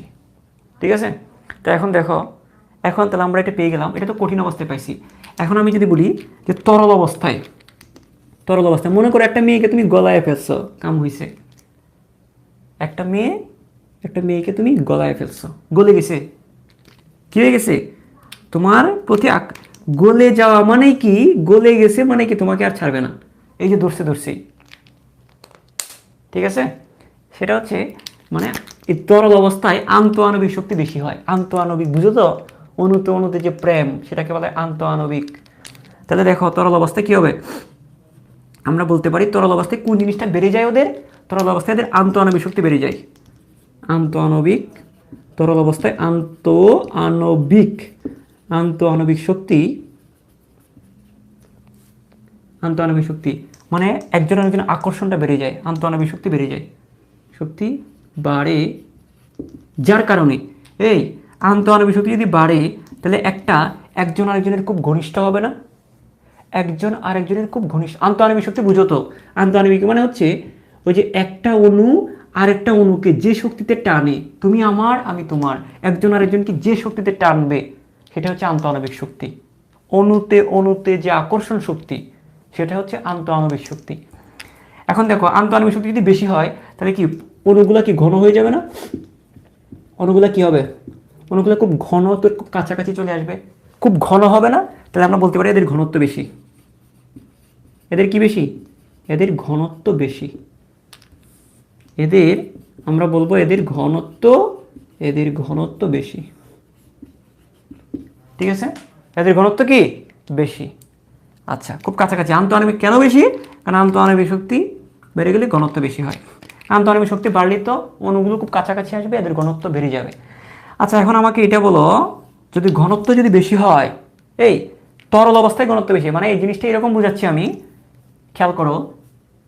দেখো আমি একটা সিস সমানের ঘনত্ব বেশি, একটা ট্রান্স সমানের ঘনত্ব তাহলে কম হবে। তরল অবস্থায় খেয়াল করো, তরল অবস্থায় একটা সিস সমানের ঘনত্ব বেশি, তরল অবস্থায় ট্রান্স সমানের ঘনত্ব কম। ঠিক আছে, এখন ঘনত্ব যদি বেশি হয়, তাহলে ঘনত্ব বেশি হলে একে ফুটানোর জন্য তরল থেকে আবার ফুটাইতে পারবো না, আমরা তরল থেকে আবার বাষ্পীভূত করতে পারবো না, তরল থেকে আবার কি করতে পারি? বাষ্পীভূত করতে পারি। দেখো এটাকে যখন আমি বাষ্পীভূত করবো, দেখো এটাকে যখন আমি ফুটাবো, তখন তাপ কোনটাতে বেশি লাগবে বলো? এই শীত সমাণু কি এখানে ঘন না? যেটাতে ঘন, যেটা ঘন, এটাকে ফুটাইতে আমার তাপ বেশি লাগবে না, কারণ একজন আরেকজনকে ছাড়তেছে না। এই একজন আরেকজনকে কি মহব্বত বেড়ে গেছে, এখানে পুরাপুরি গলে একাকার হয়ে গেছে, একজন আরেকজনকে ছাড়বে না, খুব কাছাকাছি, খুব কাছাকাছি, ছাড়তেছে না। না ছাড়লে কি বাষ্পীভূত করা যাবে? বাষ্পীভূত করা মানে কি অণুগুলা সেপারেট হয়ে যাওয়া না? বাষ্পীভূত হওয়া মানে অণুগুলা সেপারেট হয়ে যাওয়া। তো যেহেতু এদের আন্তঃআণবিক শক্তি বেশি, যেহেতু একজন আরেকজনের খুব ঘনিষ্ঠ সম্পর্কে লিপ্ত হয়ে গেছে, মানে আন্তঃআণবিক শক্তি যেহেতু বেশি, এদের ঘনত্ব যেহেতু বেশি, একজন আরেকজন ছাড়বে না, মানে কি এদের ফুটাইতে তাপ আমার বেশি লাগবে, এদেরকে ফুটাইতে বা বাষ্পীভূত করতে তাপ আমার কি লাগবে? হ্যাঁ, আগুন বেশি জ্বালাইতে হবে। দেখো তবে এরকম সংসার বেশি দিন টিকবে। তাহলে এখানে জিনিসটা হচ্ছে আমার বেশি তাপ দেওয়া লাগবে, সহজে ভাঙবে না, স্ফুটনাঙ্কটা বেশি হবে। তাহলে আমরা কি বলবো, ফুটাইতে বেশি তাপ লাগবে, ফুটাইতে তাপ বেশি লাগবে, দেখে স্ফুটনাঙ্ক বেশি, স্ফুটনাঙ্ক বেশি, স্ফুটনাঙ্ক বেশি। ঠিক আছে। এবং এবং লাস্ট একটা পয়েন্ট, আজকের জন্য লাস্ট একটা পয়েন্ট, সেটা হচ্ছে যে তুমি মনে রাখবা স্ফুটনাঙ্কের সাথে প্রতিসরাঙ্কটাও বেশি। কি বেশি? প্রতিসরাঙ্ক বেশি। প্রতিসরাঙ্ক তো বুঝো, ফিজিক্সে তোমরা পড়ছো ক্লাস 10-এর ফিজিক্স বইয়ে, প্রতিসরাঙ্কটা বেশি, প্রতিসরাঙ্ক বেশি, প্রতিসরাঙ্ক বেশি, প্রতিসরাঙ্ক বেশি। এখন দেখো তাহলে কি হবে, আমি যদি এখন প্রতিসরাঙ্ক বেশি আর প্রতিসরাঙ্ক বেশি, আমরা স্ফুটনাঙ্ক বেশি প্রতিসরাঙ্ক বেশি দুইটা একসাথে আমরা মনে রাখবো। হ্যাঁ, স্ফুটনাঙ্ক বেশি এবং কি প্রতিসরাঙ্কটা বেশি। এই হচ্ছে আমাদের কথা। এইগুলো হচ্ছে সব সিজ সমাণু। আমরা তাহলে আমাদের ট্রান্স সমাণুগুলো আমাদের মুখস্থ করার দরকার নাই, সবসময় মনে রাখবা। দুইটা মুখস্থ করলে বিপদে পড়বা। পড়ালেখাটা করতে হবে টেকনিক দিয়ে, গাধার মতো খাটলে লাভ নাই। এগুলো মেডিকেল ভর্তি পরীক্ষায় কতবার আসছে হিসাব নাই, বিভিন্ন ভার্সিটি ভর্তি পরীক্ষায় কতবার আসছে হিসাব নাই, মেডিকেল অ্যাডমিশন টেস্ট অনেকবার আসছে। এইখান থেকে সিজ সমাণু আর ট্রান্স সমাণু পার্থক্য, এটা বহু বছর আগে থেকে এগুলো আছে এবং এগুলো আসে। দেখো আমি জাস্ট শিখবো হচ্ছে সিজ সমাণু, এই যে আমার সিস্টারকে দিয়ে, জেসিয়াকে দিয়ে, ঠিক আছে। তো এই যদি পড়া জিনিসটা শিখবো, আমার ট্রান্সগুলো হবে জাস্ট প্রত্যেকটা বিপরীত। এদের গলনাঙ্ক কম, 1 নাম্বার, গলনাঙ্ক বেশি। দ্রাব্যতা বেশি, দ্রাব্যতা কম। এদের সুস্থিতি কম, সুস্থিতি বেশি। ঠিক আছে। এদের অভ্যন্তরীণ শক্তি বেশি, অভ্যন্তরীণ শক্তি কম। এদের দহনতাপ বেশি, এদের দহনতাপ কম। এদের আন্তঃআণবিক শক্তি বাড়ে, এদের আন্তঃআণবিক শক্তি কম। এদের ঘনত্ব বেশি, এদের ঘনত্ব কম। এদের স্ফুটনাঙ্ক বেশি, এদের স্ফুটনাঙ্ক কম। এদের কি হয়েছে, বেশি হয়েছে কেন?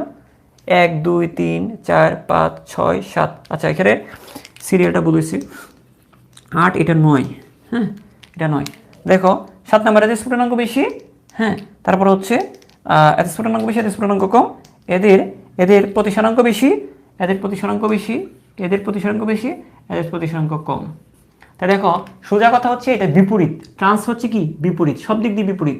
এদের আমরা স্ট্রাকচারটা পড়ছিলাম না, একই পাশে থাকবে, বিপরীত পাশে থাকবে। সিসে সেম, আর এগুলো সব বিপরীত। দেখো সিসে যা যা হবে সব কটা ঘটনার বিপরীত হবে। ঠিক আছে। এখন তোমাকে একটা জিনিস তোমাদেরকে খটকা লাগতে পারে, এটা একটু বলে রাখি। দেখো এমন একটা জিনিস, দেখো এদের গলনাঙ্কটা কম হলেও স্ফুটনাঙ্কটা কিন্তু আবার বেশি। কোথায় কোথায় কোথায় কোথায় কোথায়?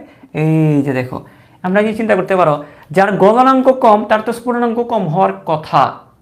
নর্মালি এটা আমরা চিন্তা করি না, কিন্তু না, এখানে জিনিসটা একটু ব্যতিক্রম। আর গলনাঙ্ক কম হলেও এর স্ফুটনাঙ্কটা বেশি। কেন বেশি?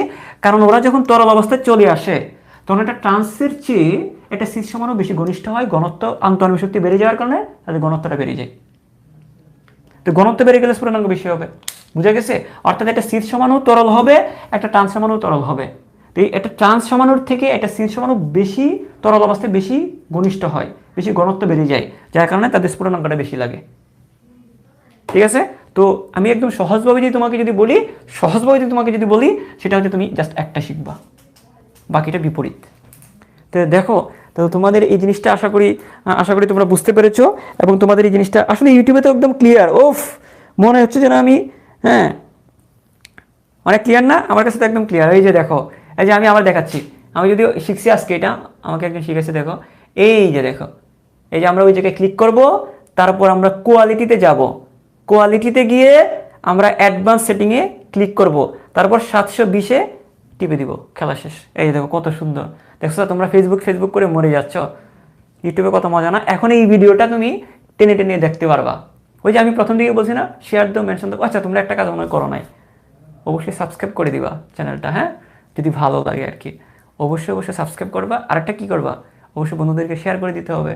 হ্যাঁ, আর হচ্ছে অবশ্যই বেল আইকনটা, আমি আসলে বলতে পারি না ওই রকম ইউটিউবারদের মতো, আমি তো আর ইউটিউবার না, ক্লাস নিতে গিয়ে আমার ইউটিউবে আসতে হচ্ছে। হ্যাঁ, তো যাই হোক, তোমরা এটা করে, এটা তোমাদেরই চ্যানেল বলতে গেলে। আর আমি তোমাদেরকে একটা কথা শেয়ার করি। আমি বলছি আমার চ্যানেলটা যদি অনেক বড় হয় এবং এখান থেকে যদি কোনো টাকা আসে, তাহলে একটা অ্যামাউন্ট আমি গরিব স্টুডেন্টদেরকে আমি ব্যয় করব। কারণ এটা হচ্ছে আমার, এটা আলাদা করে আমি কোনো করতেছি না। তো এখান থেকে যদি কোনো টাকা আসে, আমি একটা মানে একটা একটা অ্যামাউন্ট আমি গরিব স্টুডেন্টদের জন্য যারা টাকা পয়সার জন্য বিভিন্ন জিনিস করতে পারতেছে না, তাদেরকে আমি হেল্প করবো। এটা আমার একটা স্বপ্ন, যদি কখনো বড় হয় আর কি। তো যাই হোক, তোমরা সবাই ভিডিওটা শেয়ার করে দিবা। এবং এবং এবং একটা খুশির সংবাদ বলে দিই, আজকের লাইভটা প্রায় 800-র মতো ছিল, তোমরা প্রথম দিকে 800-র মতো ছিল। তো তোমরা এই 800 থেকে যেন না কমে, সম্ভব হইলে তোমরা 800 থেকে যেন আরও বেশি থাকতে পারো। আমি একটা সুযোগ দিচ্ছি, আজকের ক্লাসটা পাবলিক করে দিচ্ছি এবং আগের ক্লাসটাও আমি পাবলিক করে দিব লাইভটা শেষ হওয়ার সাথে সাথেই। তবে চেষ্টা করবো আজকে যে 800 জন ছিল, এই 800 জন আগামী ক্লাসে তো অবশ্যই থাকবা, এবং বাকিরা যারা পরবর্তীতে দেখবো আমার লাইভটা অবশ্যই থাকার চেষ্টা করবা।